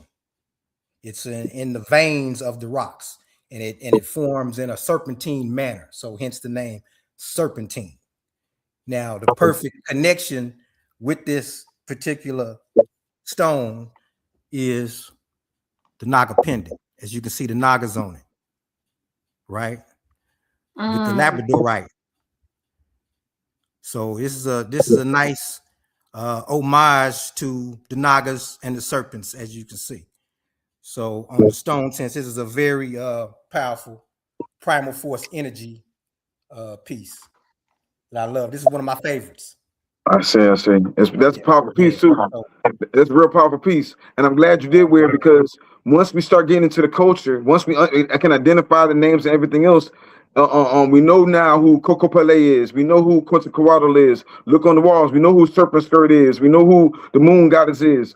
Now that we know, and you start tapping in and channeling that energy, you use these serpents as messengers. You literally can use them for messengers, just like cats. They can go interdimensional. What you got on your chest is an intergalactic passport. You were talking about the Naga, and you see how they kept on saying Khan, Khan, Khan over here, but they say Khan, Khan, Khan over there too. It means the exact same thing. It's the intergalactic empire. You know what I'm saying? Got it. Did you have anything? Yeah. I wanted to get in on the serpent, on the life force energy from the serpents, because I'm wearing these. My godmother these are old, but my godmother made these for me, and this is Nekabet and Wachet, right? And so these Nekabet and Wachet are the serpent form of Aset and Nebuchadnezzar. Now, for people, I know a lot of times people use the Greek names. They use Isis, and then I forget what they call a Nephilis or something like that, right? But again, if you I've been trained to read Menunetter, just like we can read the glyphs over there, and there is no Isis on the wall. It don't say Isis. It says Aset. It don't say Nephilis. It says Nebuchadnezzar, right? And then whatever. So anyway, I get kind of picky over those names. But so when Nekabet and Wachet, or when Aset and Nebuchadnezzar go into, these are the two that you see wrapped around the symbol for medicine. And one is a red serpent and one is a blue serpent. That's who you see, right? And so when they go into their healing format, when they go into transformational energy, right, they turn into serpents. Right? So they are shapeshifters. They go into the life force energy and they do that. One of the reasons why you see, I used to even have a headdress that had the cobra on it, right? Over the first eye, right? So they say it's like a protection or whatever. But again, this is just my perspective. In that time, I don't know. Well, I guess that was the beginning of war times and things like that. But it was also a symbol of that this is awakened, right? It sees, it's a cobra. It see you before, like you said, it can see in the dark, it can see in the light, it knows what's moving and how it's moving or whatever. It has its senses. It's a symbol of this first eye, being completely activated and transformative, right? Also, every time you see the goddess represented in, again, if you read Menunetter, if you've ever, studied it, the goddess always is three cobras, right? So when they show Mut, the mother, it's three goddesses, even three cobras. That's how you know they're who's speaking and in what voice they're speaking from. So some of the names may be familiar, but when they're speaking of the goddess, you're always going to see that cobra, and it also represents transformation, right? It is it's something that when we get ready to transform into, we go from our what do you call it?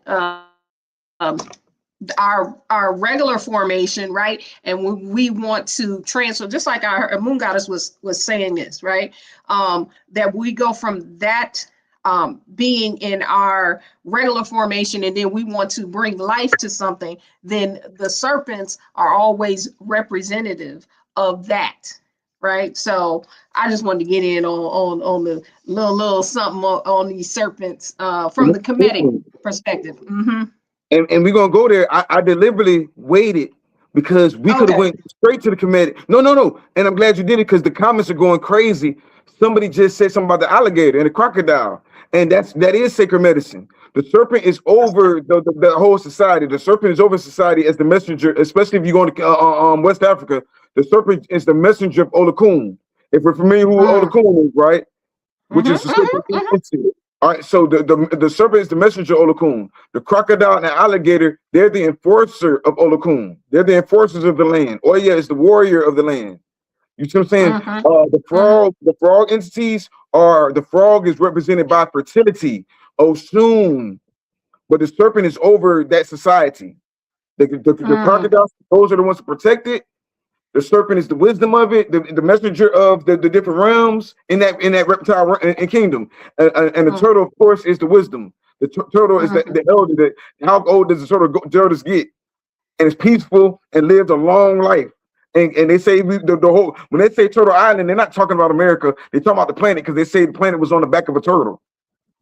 And they, you know what I'm saying? That's why they say Turtle Island. They're not talking about America. This is the land of plumed serpent. Turtle Island is representative of the whole. Neither here or there, you know what I'm saying? But yo, this is amazing. I don't want to get you off track. Hawkeye, going back to you real quick, got it.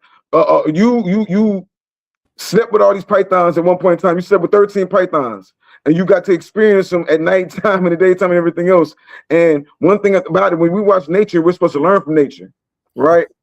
What did you learn from that experience with laying and sleeping with these 13 pythons during all the events that was going on in the solar and everything else? What experience, what did you get from it? What lesson did you get from it? I really appreciate that. I had to laugh because that was the next thing I wanted to talk about. So the practical experience of being around the serpents. So you're right on point. So the first word that I would say, and it's something that that is something I needed for myself, that I work on a lot, is patience.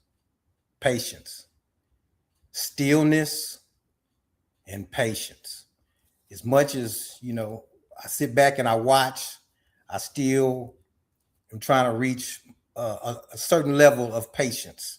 I'd like to achieve more. So that was one thing that was very, surreal for me, was just sitting in peace, being patient with the snakes, watching how they move. Everything is intentional. There's no wasted energy. It's laser focus. It knows what it wants, and it goes and gets what it wants. It does not play. Do not put your hand around them when you're feeding them. It does not play. When it wants something, it goes and gets it.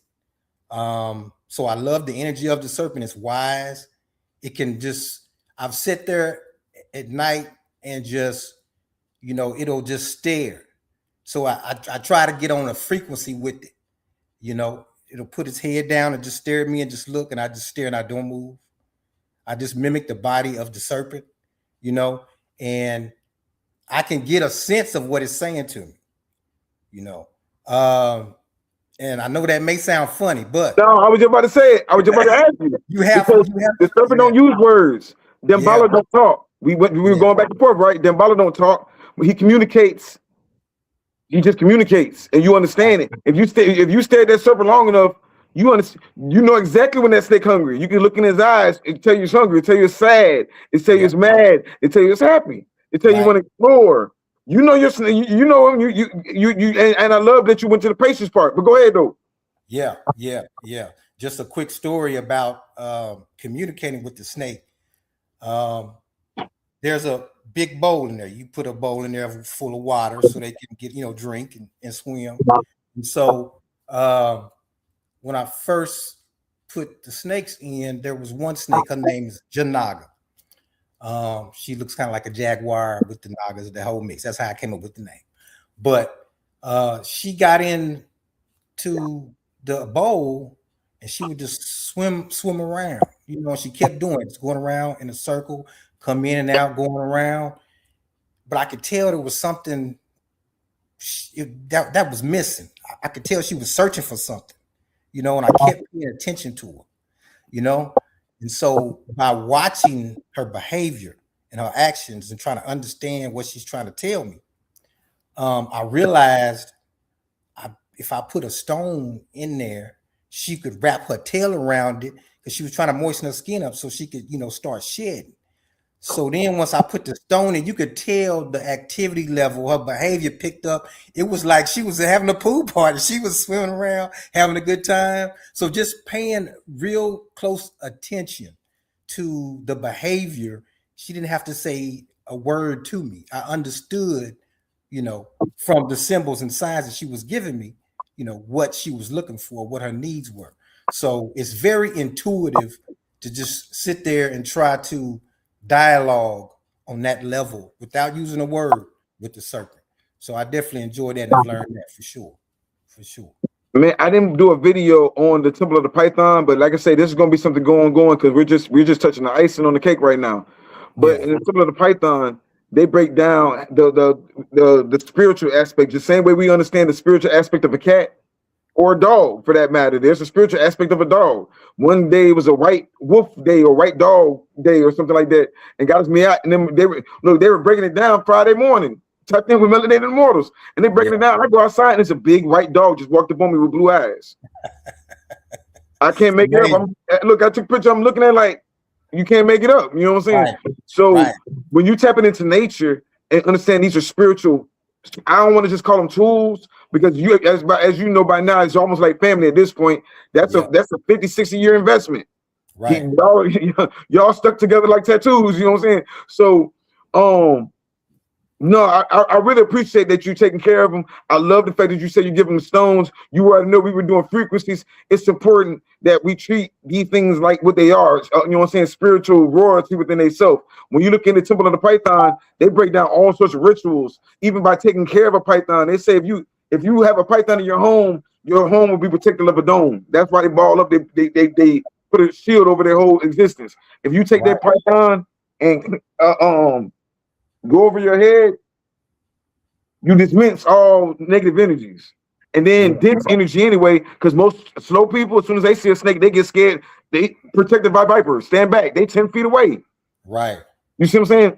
So the python already is an amazing energy. Now the python is also West African python. Now our snakes are more anacondas and pit vipers to say ours, but I ain't trying to have no pit vipers at the moment. You know what I'm saying? Right. But it'll be more dangerous. It'll be more dangerous. I love that you said their main thing is to watch and observe and learn. You said they do what they want because they manifest it. They don't chase nothing down. They ain't looking for nothing. They ain't got no time to chase nothing down. They're gonna sit right there and they're gonna manifest, and someone gonna come close to them, and that's when you belong to them. The universe has provided again. Exactly. I also love that they can go months without eating. What other animal do you know can go months without eating? 6 months without eating? Without moving. Without movement. They don't have to move. They don't have to be bothered. They will sit 6 months in just in hibernation mode and not eat and just sit there. As long as you got water in there, they're good. That's something that, look, I don't even want to kill. I only kill to survive whenever I have to. Laser focus. Laser focus. You know what I'm saying? So yeah, man, I most definitely appreciate you. I'm about to switch it up again because I wanna bring the goddesses on. Now actually, goddess, I want to let the ladies go out last. Let me bring the brother in real quick because I want the brothers to connect with Hawkeye real quick. Is that okay with you, Miss Goddess Dragon? Because I am bringing you back. There we go. Boom. There we go. God, Amun, please introduce yourself to brother Hawkeye. Hawkeye, please introduce yourself. Brother Hawkeye, how are you, brother? Amun Scorpius Ray. Mimic Family, Ken 85, Red Resonant Serpent. You know what I'm saying? Glad to vibrate with y'all.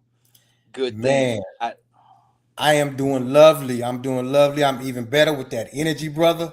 Yeah, I am Hawkeye, Ken 196, Yellow Magnetic Warrior. Yeah. I'm here to do battle, baby. Yeah. It's good. It's good to make your acquaintance, brother. Yes, I appreciate your vibe, man. And last words of all of it that resonated with me, what resonated the most was that conversation about stillness. Yes. The contentment that comes along with being still until it's time to eat. right? You know what I mean? No, Yeah. because what is the cultivation of the serpentine fire if it is not patient, if it is not understanding the order of the seasons, That's right. right? And most of the squandering of the serpentine fire is overindulgence. Yeah. Yeah. If all of us are serpent beings in what we call human forms, right? Well, what's spoiling our serpentine fire? Unnecessary movement and overindulgence. Mm-hmm.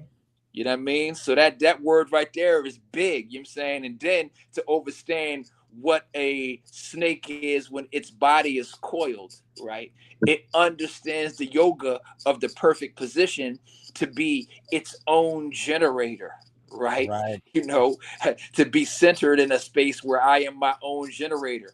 Yeah. I can stay still and be when your snake is asleep, it may very well be remembering itself in other forms as Right. the eternal snake, right? As the Nebheh, right? My favorite hieroglyph. You see me rocking my joint, right? My favorite hieroglyph though is the Nebheh hieroglyph, right? Nebheh translates to mean possessor of eternity, right? I discovered this hieroglyphic when I was in the 11th grade. So I was about 15 years old when I discovered that hieroglyphic. I was going to get it tattooed on my chest. At the age of 15, I was that aware of that, right? But the Nebheh hieroglyph is to eternity. It is to infinite, the infinity ropes that represent infinite time or timelessness, and the circle with the dot in it, which is symbolic of Ra and Amun Ra, right? But it's more symbolic of Amunet and Ra'et, truly, right? Because the circle with the dot in it, even though they refer to it as a symbol of the sun, it's actually a breast. It's similar to Jet. It's a breast, and the dot in the middle is the nipple. And so the understanding of that is that when we are getting light sustenance from the sun, we are actually getting liquid milk from the universal mother. Yeah. And the suckling of the liquid milk feeds the serpentine fire, right? And so that the name of when they have the body of the goddess over the beings, right, which is like the body of Nut, but then they say the underbelly of the celestial cow as Hathor, right? So you know the goddesses, there's a lot of interaction, exchange of names, depending on how the story is being told, right? But Hathor, under the belly, you see all of the udders. So the stars that you see at night are all of the udders.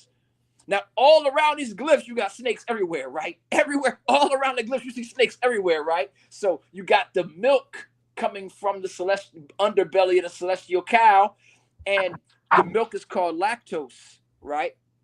So the Milky Way galaxy, galactose, right? That's where the word galaxy comes from. The word galaxy comes from the word galactose, right? So our relationship with the cosmic milk and the serpentine fire and the suckling process, right? You know, we know that snakes have a relationship with milk of their own, right? There's a milky substance that comes along with your pets. But if you could tell me more about that, I'd like to know more about that part. What's the snake's relationship with milk? Man, you tap into Damballa energy. It's crazy you say that because that's one of the biggest rituals on the spring equinox. Put out some milk and some white eggs for Damballa. I don't know the origin of it, but it's an ancient tradition. It's an ancient ritual with that. So I don't quite understand it myself. But yeah, that it's funny you say that. I do want to bring up something though, because the guy that said earlier about that when you're a serpent or a dragon energy, you automatically are a protector of wealth. When we talk about Nagaloka, they're a protector of ancient wisdom, ancient books. When they say wealth, they say ancient books, ancient wisdom, and gemstones and precious metals. What I'm working with right now. What's that? Yeah. Orisha, just real quick, just let me jump in. Let me go back real quick to communication between the serpents. And I want to see if you've experienced this too. But I've had a couple of experiences where this is at nighttime when I'm watching them and I'm just doing that stare. You know, they just in this constant gaze. And I just stay in that constant gaze with just a constant gaze back and forth. All of a sudden, it's like I could see a wave. I could see, you know, my vision gets wavy. It's done that a couple of times. And I'm just wondering if you've had that experience, if you've just been at night just staring at them, just eye to eye. Man, I be in there every night with him. You know what I'm saying? I really connect a lot with your pay, Sultan. This is my favorite guy that I do that with a lot. You know what I'm saying? Because I take him pretty much everywhere, especially at nighttime. And I sit when we do the plant medicine, I sit with him. That's the one thing I wish we would have did when we did the plant medicine is sit there and just stare at your snake and imagine what you'll see when you look at the pattern. The pattern is actually a code. It's not just a pretty design. The pattern is an ancient code that it's telling you when we talk about the DNA. Why do you think they say the DNA strands is two serpents going up? So those patterns on it, I'm really saying that the pattern because it's different codes. It's telling you different messages. But the one thing I was trying to bring up about was that we believe in wealth, and I was showing when we were talking about Quetzalcoatl and everything else. Melanated Immortals or yourself, me and this brother right here have been collecting artifacts, coins, all sorts of different things of that nature, right? Because we got to start getting back into the wealth too.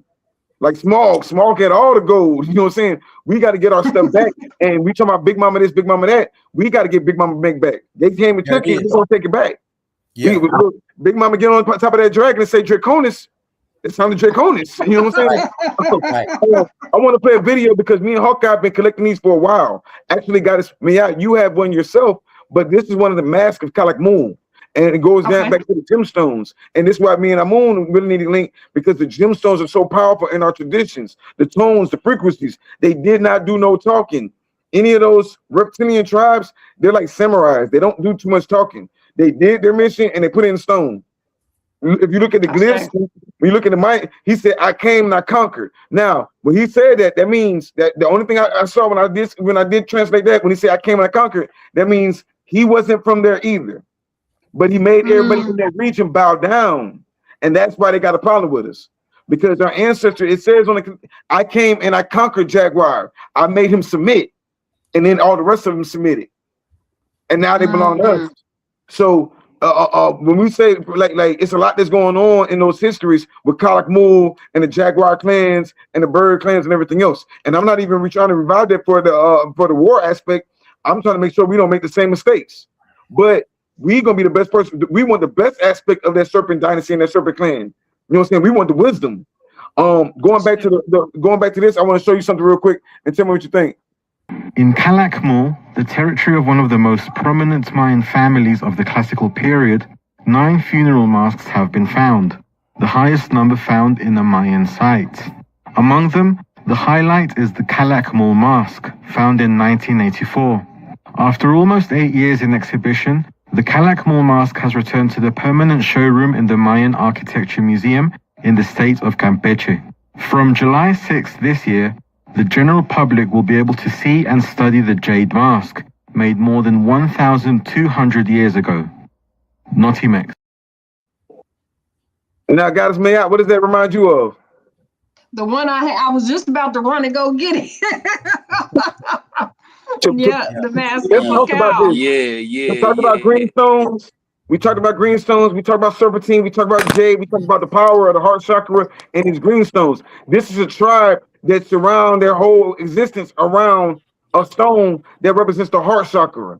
Yes. They represent, you know what I'm saying? They represent their whole existence is about the heart chakra. They have green, their main colors is green and obsidian, and all stones, but their main stones were jade, turquoises, obsidians, things of that nature. Now, I want to ask you, I got a moon. Yes, what do you understand as an Olmec priest? What do you understand about the power, especially in Kalamoon? We're a stone tribe. What do you know about the power of jade and why it's important for each one of us not to just talk about being in this? We're supposed to get these jade beads up. Oh man, so jade, man, jade is called. It's labeled the stone of prosperity and good fortune, but jade is really the communicator of the dream realm into the person who is physically prepared to continue the quote dream life or the higher dimensional life. The overstanding from the heart chakra crystalline consciousness is that when you're asleep, you're living in the continuation. It's all a continuation. It's just you bouncing back and forth between multidimensional consciousness and whether or not you're living in a harmonized correspondence. Jade deals with the harmonized correspondence of your multiple timeline mind, multidimensional self, and all that you crystallize in your physical now. So more so than referring to it as a stone for prosperity and good fortune, it's a stone of good timing, being properly in sync, the right time at the right place, and being able to communicate with completion. Now, unfortunately, we do know that some of the habits, going back to the thing with the snake again, right? Overindulgences and not staying still have interfered with people's ability to receive the messages and communicate the messages that would put them in a more perfect synchronicity. Jade assists people in being in tune with that. And for those who can really adorn themselves with the mask, i.e., the movie The Mask by Jim Carrey. There it go. The movie The Mask. Yeah, listen. For anybody who's watched the movie The Mask, where he get that mask from? Where did the original mask come from? Right? And then if you study the writings, the graphic novels of The Mask, how powerful is the mask around the ability to conduct the spirit mind? And for all of my tarot readers, the Fool, expressing complete mastery over time and space so that they experience fulfillment, right? The full Maya, right? The full Leela, the full play of the mind. All the while, there's reason all about it. But the real thing is that the people who are caught up in cognitive expression have to catch up.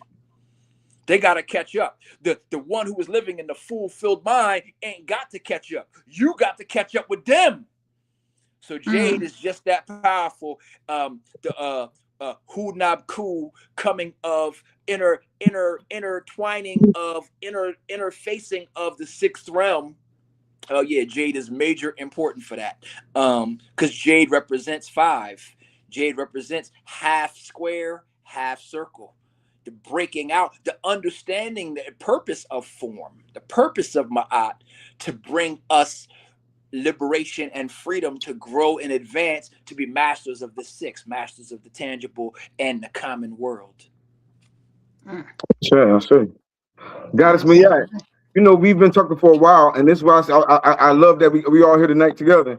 Because me and Hawkeye, we acquired different artifacts and things of that nature, and of course the silver. And we talk about creating our own currency. So that's why I was kept on acquiring a lot of these koala dragon coins. Because I want us to build up our currency. Imagine if you had 100 Quetzalcoatl coins. I say. And when the price of silver drops, that's when if everybody in the tribe buys one and puts it to your trust or something like that for Melanated Immortals, now you got your own currency that represents you, that literally represents you. You know what I'm saying? Some of these are antiques. So that's Quetzalcoatl. So we got our own Quetzalcoatl currencies and everything else. Silver's the most and artifacts. How do you feel about that, guys? Yeah, I mean, you know, again, with you sending these things in, right? It has literally changed, you know, how I think about currency, wealth, and by actually having the experience of it, right? Because you sending all these, you know, these things. Wait a minute, I got a piece right here. Okay, I'm trying to figure out what I did with it. I might have packed it up because we're about to do this show, but absolutely, I want to have one of them cases like you have, where you have all them silver pieces. I was like, oh, wait a minute. I'm getting one of them. I'm getting me one. Right? Because that's the key in us being able to, if this system that we're in, if it falls down, right? And you talk about this. Dr. Kia Pruitt talks about it. A lot of you guys, you're already talking about it and doing it. Then this is how we're going to. There you go, Ashay. This is how now we're going to relate to each other. This is how we're going to start doing commerce with each other. This is how we're going to start doing so-called business with each other, is through our own currency. And so, what was that on the back of that? I'm sorry. With Jet, that's with Jet. Okay. So Okay. we're gonna sound off. We're most definitely gonna sound off with all the priests, and they're gonna give, you know what I'm saying, each one of them gonna give a shout out to somebody that we can do some research on. I'm glad that you said something about with Jet. With Jet, Serpent, Quetzalcoatl, Serpent skirt, all of these deities, Ryu Jin. It's so many known and unknown. The Rainbow Serpent, Aximare, I say, Dambala again, Mamawata. Ashay. Who you got? Who you got? A Hawkeye? Name one I'm forgetting, so they can do some research on. You didn't catch me one that I couldn't think of right off the top of my head.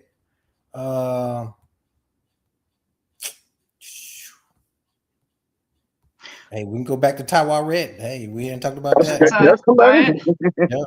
And listen, I think I said on one of these shows, when we do our winter solstice event, we actually have a ceremony that we do, and we've been doing this for almost 10 years now, where we call out all of those names.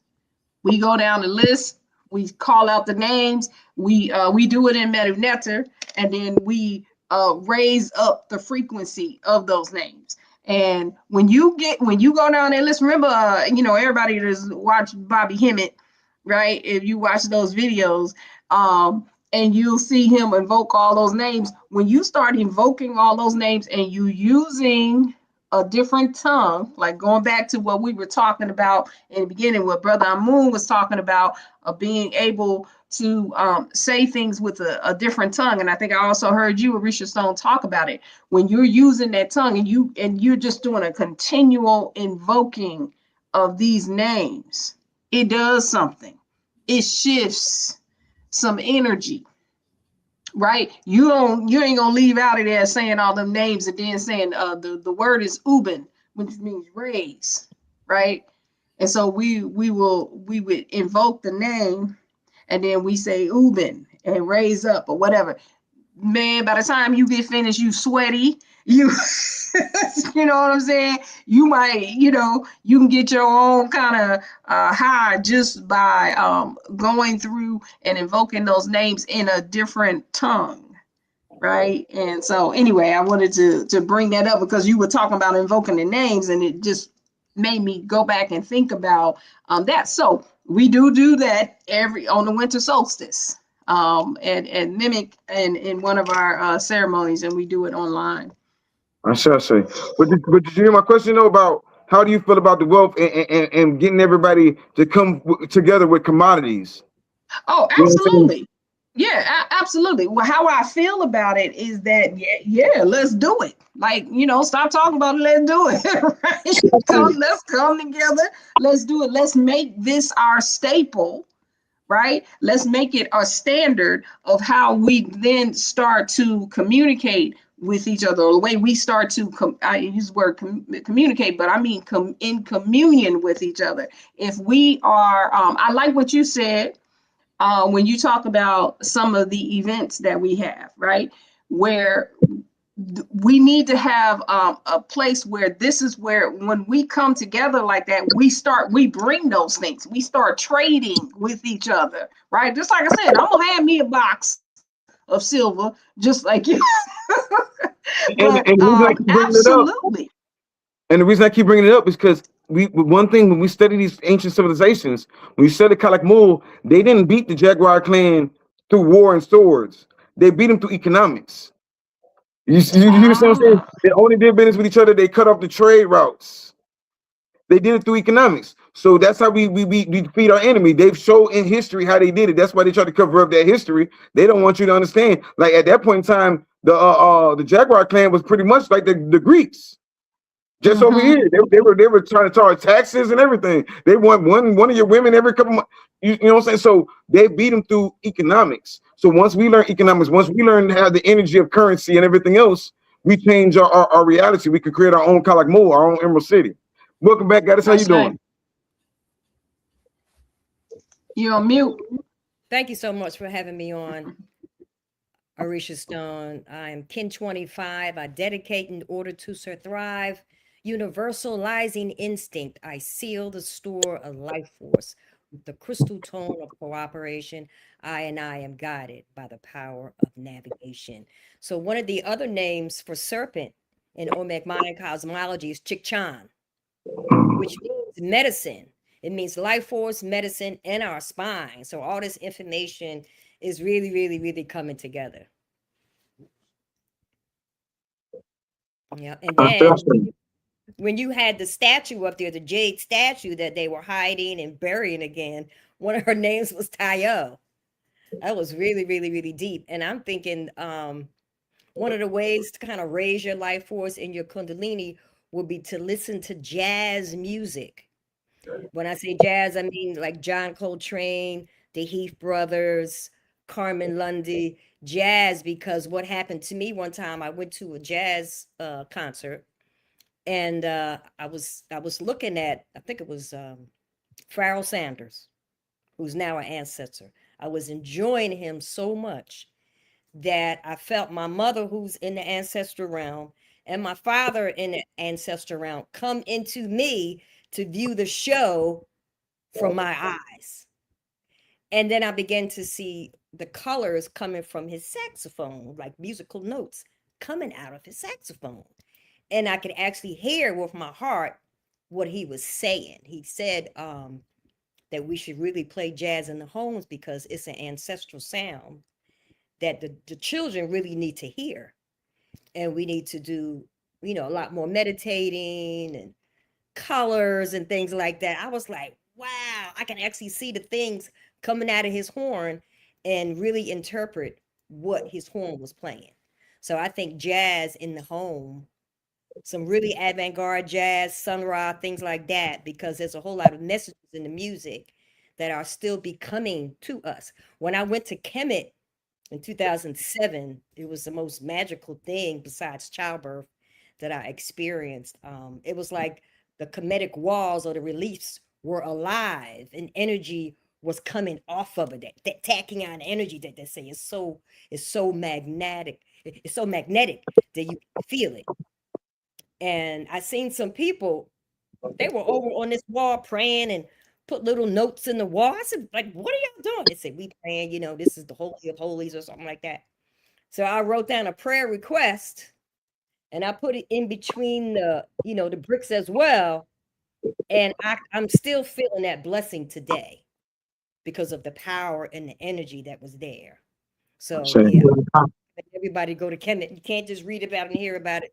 You have to experience it because it's magical, it's beautiful. Yeah. Welcome back, guys. Red Dragon. Peace. Did you have anything before we get out of here? Because I mean, it's been amazing, and like I said, we just touched the top of it. I got maybe 1 or 2 more videos, but I also love that all the information that each one of y'all brought about the different aspects of this serpent path, this dragon path, and it's not the path for everybody; it's the path for the chosen few. So and so that's why I like to collectively come together. We have our own little personal space, and this is just the beginning of building what Goddess Mayat's trying to build in physical form up there with your storefront, with your well springs, and we want to contribute to. So that's why I talk about the wealth aspect. People like buying a coin a month and putting it to the tribe or something like that. You know what I'm saying? Getting into the commodity thing, getting your wealth back, getting you so prepared for whatever happens. We're kind of like move. We sustain by ourselves. We don't have to worry about any other economics outside of ourselves. So we most definitely have the power to do it. Go ahead, guys. Oh no, Yeah, I was I just was gonna say real quick. I just want to say one thing about that, Orisha Stone. I think that what you're very good at is laying out exactly how that should be done, and then with you follow it right away. Like you'll say it, and then next thing you know, we doing it. And so I think that people like need the instructions on how to do it, right? You might think because you just do it automatically. So you think that you like, hey, it's just easy to me. You say it and then it happened, right? But that I think that if you lay out that plan of exactly how that's supposed to happen, right? Because like you have a thing where people can invest with you in silver, right? And when you go or you buy these artifacts and different things like that. So people need to know how to do it.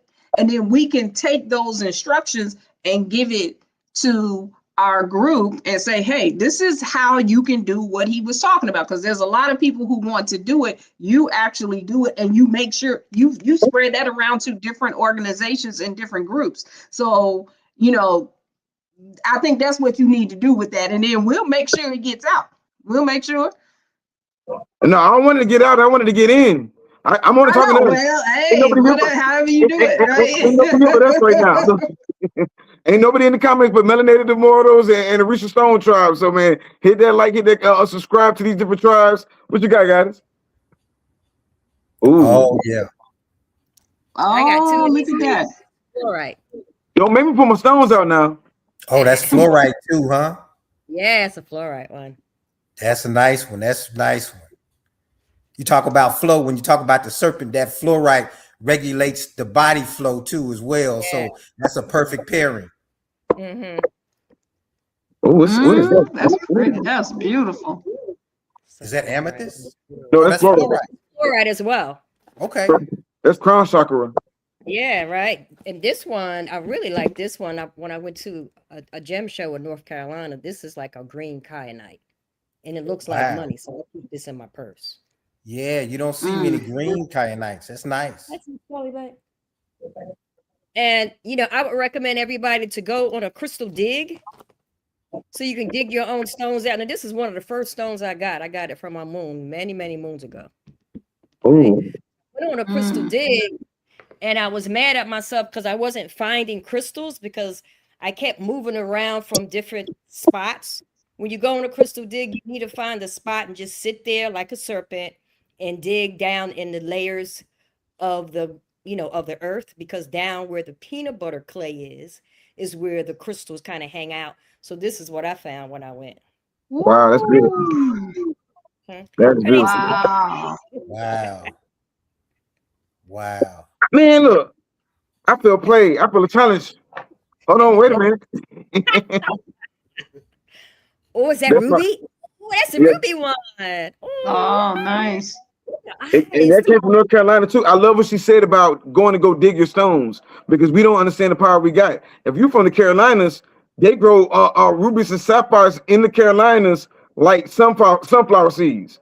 If you go out there and dig, you will find some amazing stones right there in the Carolinas and Georgia area. You know what I'm saying? So that's a ruby record keeper, and we turn it into a python, a ball python with ruby eyes.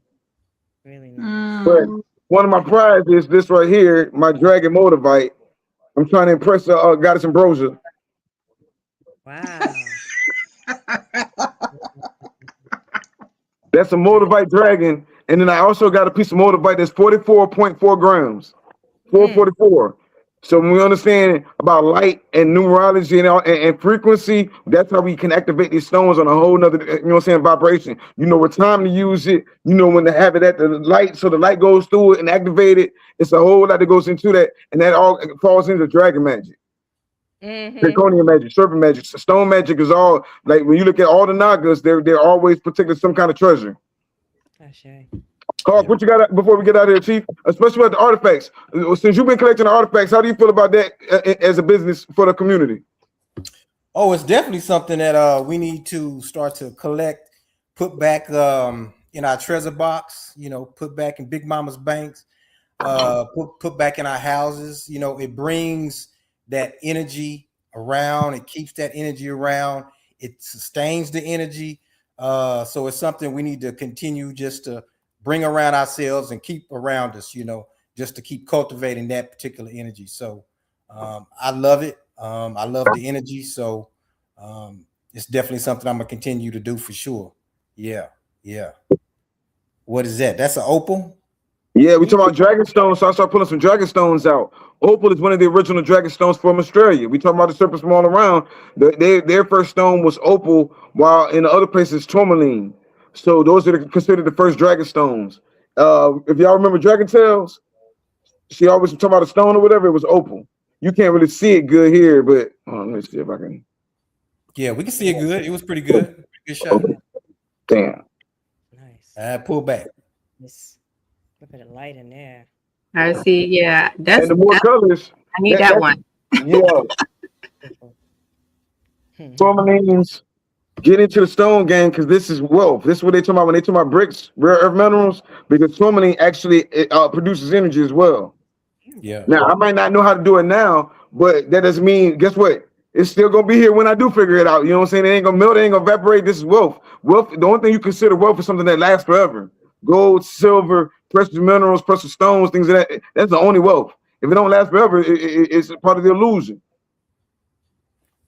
You got the black opals left? You got any of those?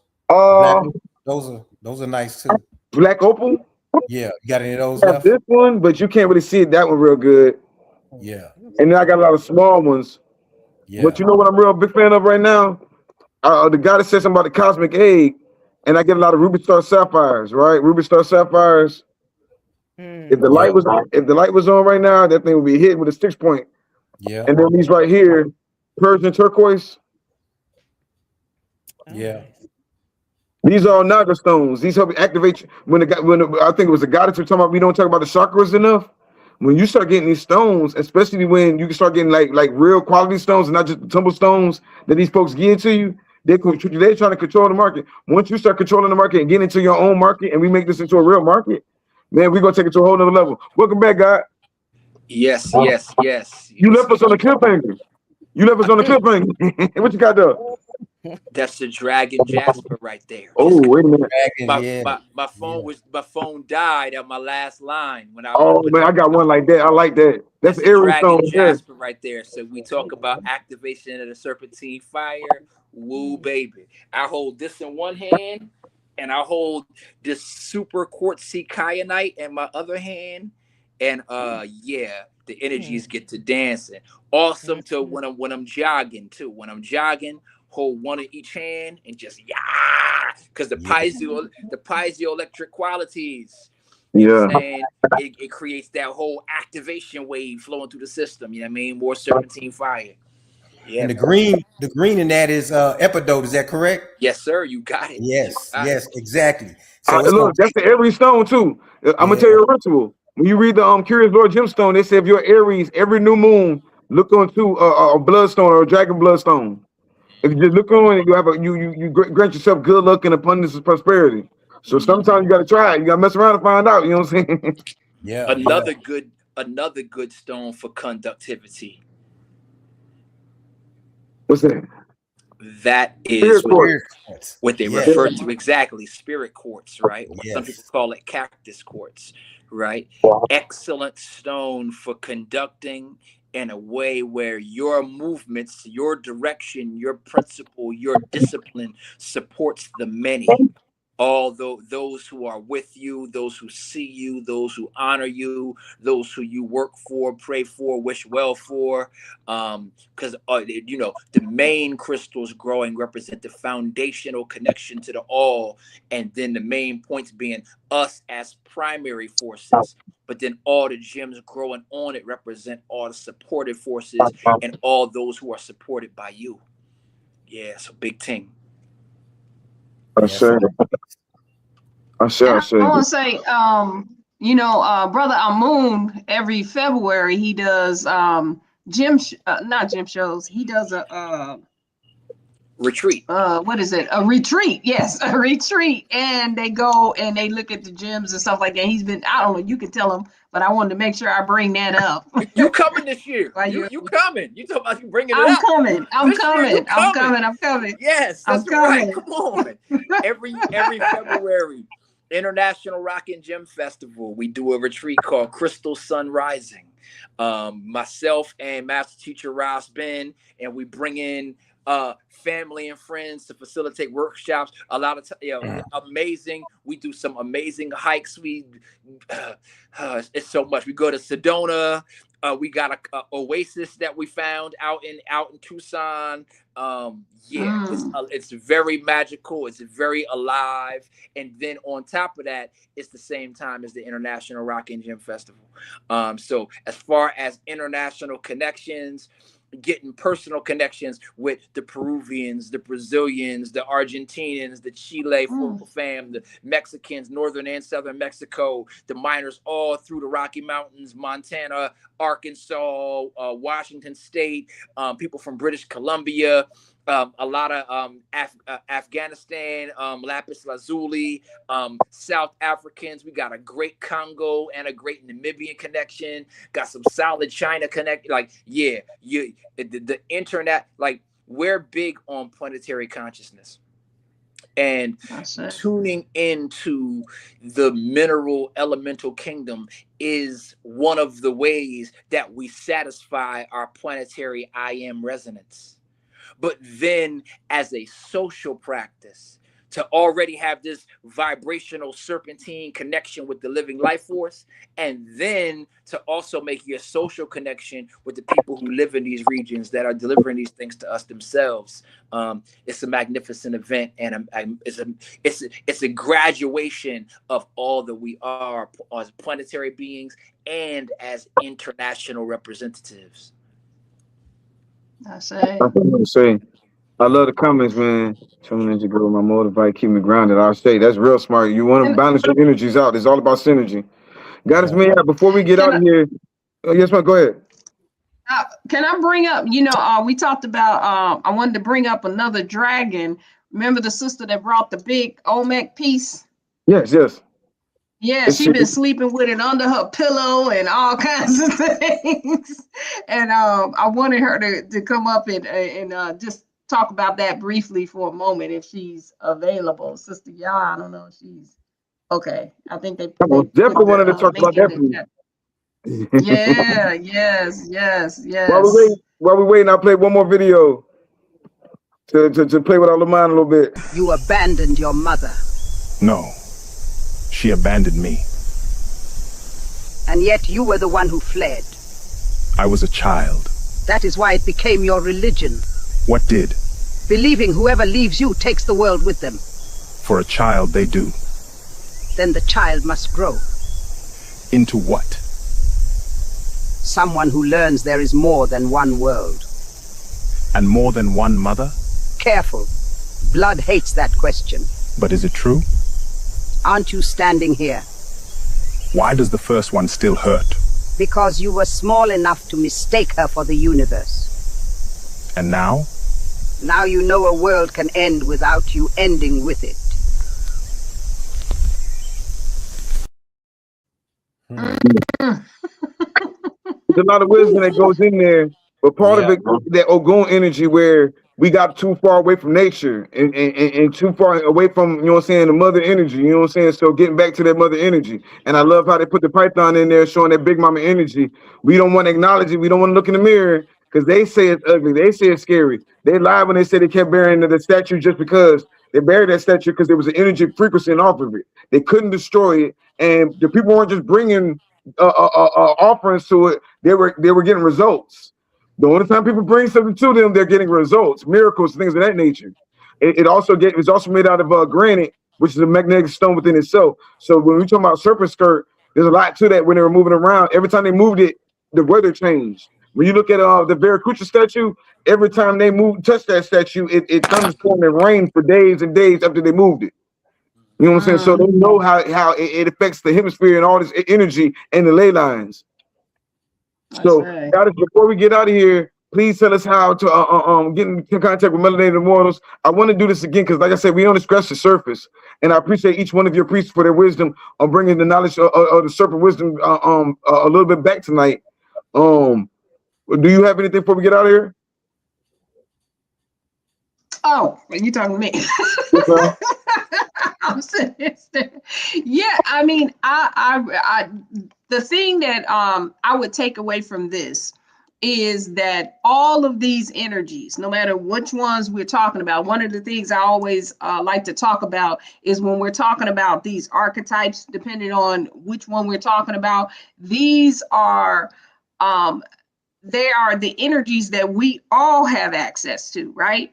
And you know what we brought forth here with the serpents and the dragons, and then we got the warrior, and then you got yourself the Skywalker that's in the serpent wave spell, right? These are the specialties, and so we love to show the actual living and breathing archetypes that we're talking about. There's living that, you know, they live in that serpent life, right? You and brother Hawkeye, you are raising pythons, you are learning, like, you know, brother Hawkeye, he's learning, you know, and I love what he said about it. It's getting me to, you know, not be like, okay, I don't know about no no python, but just listening to his journey, you know, and so we can learn a lot by that. And then we have two of the life force itself, Mutayo Satiji. I mean, from the moment I met her,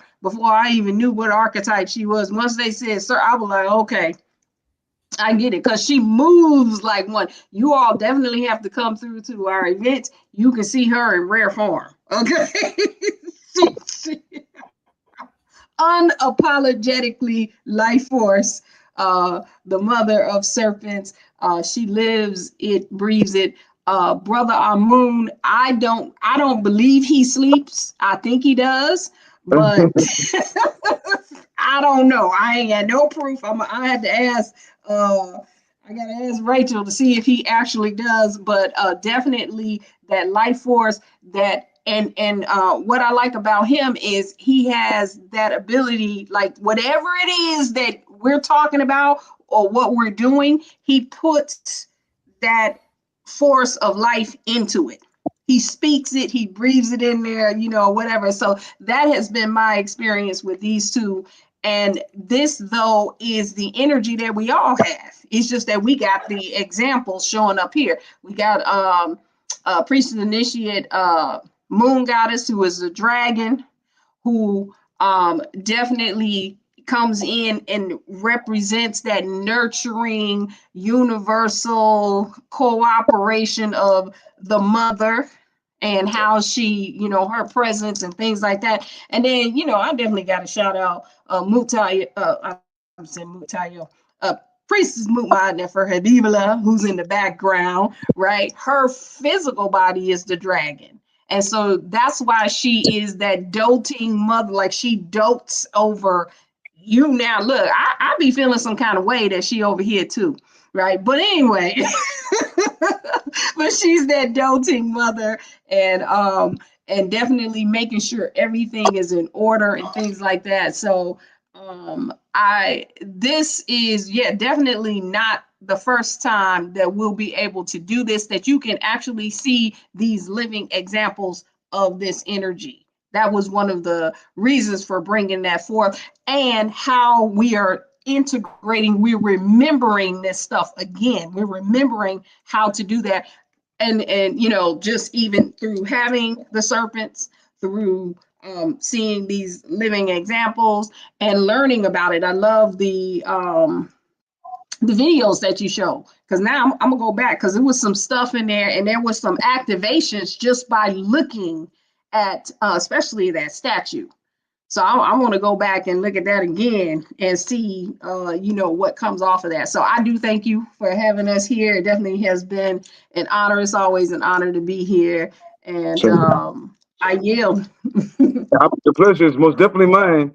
And like we said, a lot of that stuff is in the Smithsonian. The Smithsonian destroyed a lot of stuff. If you look at the archives, the Smithsonian is telling you where all this stuff is coming from. That's why they gotta hide it. We talked about, I think Mama Kali was just talking about recently about the Grand Canyon and all the statues they found down there. So that's the evidence we need. We don't have to have no more conversation. I just pointed out for us to do our research on it, not to argue anybody about anything, but to say, yo, this is the evidence of what we're talking about right there. That's true written in stone. I say. Hawk, you got anything before we get out of here, Chief? Yeah, all I can say is, yo, let's keep building. Let's keep cultivating our serpentine fire. Let's keep understanding, understanding, and practicing the serpent medicine that will show and prove, transcending the times, transcending the social disorder. Like, there's things going on in the external construct that are really trying to intimidate people and scare people out of their personal power. But for the most part, it's just trying to convince people that they don't have power. That's it. If you're not convinced that you're powerless, all of the stuff on TV is just stuff on TV. It's all about what you're tuning into and what you're activating through your practice. And so when we practice together, that's a powerful thing. I say. And if they want to get some theory from you, hey, I'm a fan of your work. You know what I'm saying? If they wanted to get some pieces from you, how can we get in contact with you? So my Instagram, Temple of Soul, Temple of SOL. Temple of SOL on Instagram. Website, zodiankh.com. ZODIANKH. Zodiankh.com. The website is a little bit slower than the Instagram just because things move faster on the social media piece. But both of them are good places. You can always send me messages if you want custom made pieces. I spend a lot of time doing custom work. While I finished the custom piece today while we were talking. So yeah, it's fully active, and I'm glad to be of service. I say, I serve and I'm of service. I say, God is, I don't want to, God is moved. I love your crystal. First off, I love your crystal game. Thank you. Please tell us how can we support you. And big shout out to your king in the back. Man, I saw him back there. I'm like, yo, what's up, guy? He ain't said nothing. What's good? Peace to the That's guy, man. Dragon. That's a dragon. Hey, my bro, what up? What up? That's what the Jack's supposed to do. He don't say nothing. He wait for the queen to say something. When she say Draconis, that's when he gonna pop out. He's just over there minding his business. I'm like sheep stealer. But yes, guys, how can we support your business? Or tell us how can we get in contact with you? Yes, I would like everybody to tune in to Monday nights on 89.3 FM, where I do a fantastic jazz program, me and Thought Cedar. We do metaphysical interviews, and we talk about the galactic signature of the artists that we play. So that's every Monday night from 10 p.m. to midnight Eastern Standard Time on 89.3 FM WRFG. Me and Thought Cedar are on the farm right now. So we run a farm store. We got goats out here. We got chickens out here. We got watermelons. We got peaches. We got okra. We got tomatoes. And of course, we got the showroom. So if y'all want to send me some pieces, some jewelry, hey, we got some spots over there for them. We got amber. We got shea butter. We got oils and things like that. So you could support us by going to our TikTok. What's the TikTok name? Cedar Seeds for Thought. I say. Yeah. Hey, I heard consignment. I'm good for a consignment now. Look, Kalak Moore, I like currency. Yes. I appreciate the wisdom that you brought tonight, and thank you, and your husband for allowing me to have, you know what I'm saying, have some of your time. Yo, Hawkeye. Yo, man, I appreciate you for coming through too, man, and I'm chopping up with the tribe, and especially when you break it down about the whole 13 Zodiac. What do you got before you get out here, Chief, and how can we support you? I don't want to hear all that. Oh, man, I'm good. How can we support you, man? How can we support your business? You got getting all these artifacts. I know you're trying to sell some. You can't follow. You can't keep them all. How can we buy some of these artifacts from you, Chief? Well, when I'm ready to sell, then I'll let y'all know. But what y'all can do for me is keep vibing with the tribe. Keep coming back. We building. We got great things coming. It's always in works. Like this serpent we talking about tonight. We sitting back. we strategizing, and when we're ready to strike, we're gonna come strong. So y'all just keep on coming around. We're gonna keep on building. I see. I see. And last but not least, Goddess Moot, how you doing? Now you didn't tell me nothing about you had the dragon in your chart. Also, since you mentioned that, I wanted to say now I'm also tied to the serpent by the emotional body. Red serpent, emotional body. So I did not mention that. So there's another tie too as well. So I just didn't want to say I'm a serpent bear. I also have that as a part of my emotional body. You're literally holding a serpent. You're the serpent bearer. Look, for the fact that, like I said, man, I know we don't talk about all the ceremony, but the fact that you walk up that pyramid, there was a whole lot of people that won't make that walk, and you actually tapped in. A lot of people go up there. That don't mean they get in. The ancestors don't grant, access to everybody. Yes. So most definitely a serpent bearer. Goddess Moot, I didn't know you had dragon in your chart. Tell us about it. Oh yeah, man. I actually it was last night that I think I first mentioned it when I expelled it out. My planetary partner, my physical body is the dragon. Okay, so I walk, I live, I move. I pulse. Because I am the white mirror. I don't think I shared that last night. I'm the white solar mirror. Right. And so I pulse in order to reflect. And when I reflect, I'm reflecting whatever is coming at me. And sometimes I'm reflecting myself, until some others. But when I do this, when this is going on, when I'm in my body, all right, my physical body, that dragon, that nurturer shows up in like what I'm doing here. Right? I'm in the background. I don't need to be up front, but I'm back here like rocking, and I'm humming and I'm amening and all that. I'm shaying and all of that. So my energy is real and is real in the space for what it is that we're doing here on Orisha Stone. But I'm also bringing enchantment. I am with the wizard, the jaguar, as my spirit guide, my spirit body. I'm bringing, the artist, or as we call the star, as my mental challenge and gift. And then I'm also bringing in, I'm bringing in the night, which is the dreamer, as my emotional body. So with me being the mirror, reflecting all of this energy in the space, y'all. I'm up in here. I'm like, I'm learning, I'm reflecting, I'm feeling, I'm experiencing, I'm grounding, I'm sealing, I'm rising, I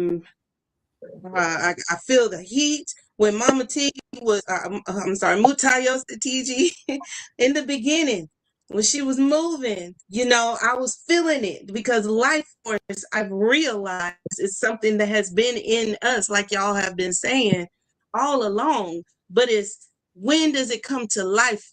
And when do you really know that's what you're operating in? And so I remember back in the day, but then I aim to be back in the flow, just like Mama T was showing. I call her Mama T, y'all. It's just what's in my heart. But I love when she does the tone dance, because she's still exemplifying the movement of the snake. And then there's a song by some artist, my aunt used to share with me, called Horizontal Dancing. It's a sexual song, but it's a jazz song too, right? And so the horizontal dancing that we do aligns with the serpent energy, Ashe. And so when we get in that flow, we get in the mode, and all the heat and the fire and the life that is formed in between, whether you're with someone or you are with yourself, it just vibrates so high, and on so many different levels. So I'm enjoying my dragon body, and I'm enjoying my dragon connections, and I'm enjoying my life force connections. I am in the year where I'm guided by life force. Okay. So, as Ken 178, I just came into my Skywalker, my exploration year of space and time, but I'm guided by the serpent. Ashe, is that right, Mama T? I'm right on that, right? Okay. So being that, y'all, I'm walking in this. I'm about what we talking about in this space right here and now. And so yes. I'm gonna keep bringing this energy into Orisha Stone because I know he is the sky serpent. And that's what he's about. Even to the point he got me sitting up here the second thinking, it's time for me to go ahead and dive back into that because I used to have my own serpents. I did. I raised serpents, not as in raising them, but I had them as pets. Actually, would call it when I was younger. But I'm not scared of them. I'm not at all. It's just We got to get social world springs. We got to social world springs. I'm gonna send you some. Yeah, she gonna have to manage them. She ain't gonna be about them. I see. No, I'm sure I'll have help. Also, big shout out to Goddess, Moon Goddess. If you want to support her, tap it with her on Friday mornings, and because I don't know her cash up right now, but tap in with her and support her. Also, before we get out here, can each one of you name a serpent deity that somebody might want to do some research on, and we'll go around with that before we get out of here. Ningazita. Quetzalcoatl. I'm trying to remember the one that was in the video. I'm trying to think of another one other than the comedic. Her name is Serpent Skirt. Okay, yeah, I got to go back to that. I'll tell you this: the one that I will be doing research on is what the name I heard that had eek in it. I see. Eek knob, something like an eek knob, whatever. Yes. Look, be careful you'll find what you're looking for now. Look up the Red Queen. What you got for us, guys? Moot. What got you say? Chikchan, but there is I forget what the Yoruba call the serpent, the rainbow serpent. Is it Asmara or Oxamare? Yeah. Do some research on that in Chikchan and Dambala. And Dambala, I see. What about you, Chi? Amun? Amun or Hawkeye? Het. Hehet. Het. Yes. Okay. I see. Big shout out to Mama Wata. Big shout out to Olakun, Umoja, you know what I'm saying? All the known and unknown, they like samurais. They don't do too much talking. But I appreciate everybody for coming out and bringing the knowledge, and we're gonna make sure I keep on trying to do more and more. That's pretty much it for tonight. Shay, I literally just received the Mami Wata book, so I'll be diving into Mami Wata. I say, Goddess, the Goddess, she said something amazing. She said she want to hear some jazz tonight. You end us up with some jazz? Okay, I can give y'all some jazz. Do you want me to do the end? You want me to do your Just the jazz? Or you want me? Just let them hear the frequency, let them vibe out. Yeah. Can I make a suggestion? I say. We'll do that. All right, hold on. Let me get it set up. Y'all talk a little bit. Can I make a suggestion? Yes, sir. There's this guy named Joe Henderson who did an amazing album with Alice Coltrane. The album is called Elements. There's a song called Fire that I think. Oh, you got to play that one. You got to play that one in if you can find it. You got to play the Fire. Fire, Joe Henderson, Elements album with Alice Coltrane. That's just a suggestion. I'm just throwing it in the pot. I see. Yeah, and I've been diving into Sun Ra too. Sun Ra is good. I see. All right, we ready. We set. Everybody, thank us so much for. Thank you. Yes. Thank us so much for showing up and being a part of the Serpent Bearer activation. I'm sure this is not going to be the last discussion we have on it because there's so much more to gain from it. All of our guest speakers and our definite co-hosts, High Priestess Ma'at Mkaru. We had Mutayo Satiji in the space. We had Hawkeye number 7 in the space. Brother Amun in the space. And who else none other than our very own Orisha Song, bringing in this serpentine energy, the fire all up in this. So y'all put it up there in the chat. Give much gratitude definitely to our investors, definitely to those of us who are being about this energy that we rise in every single, I say plasma, some say day. But let's be about this. Make sure y'all keep tuning in and returning and building upon that which we're putting out today, because Orisha Stone is doing the work. He is doing a serious work, bridging the bridges, exposing the opportunities, sharing it all with us free of charge. All we ask is that you visit melanatedimmortals.com at the meta shop and take a hold of the artifacts, take a hold of the treasuries, take a hold of the jewels and the crystals and the magic that is put into things like, this here, jade, orange jade dragon, Ashe pieces, and invest in your silvers, invest in your golds, and invest, period, in yourselves. I give thanks. So we're going to go ahead and close out. Peace and love. Hold it true to who you are.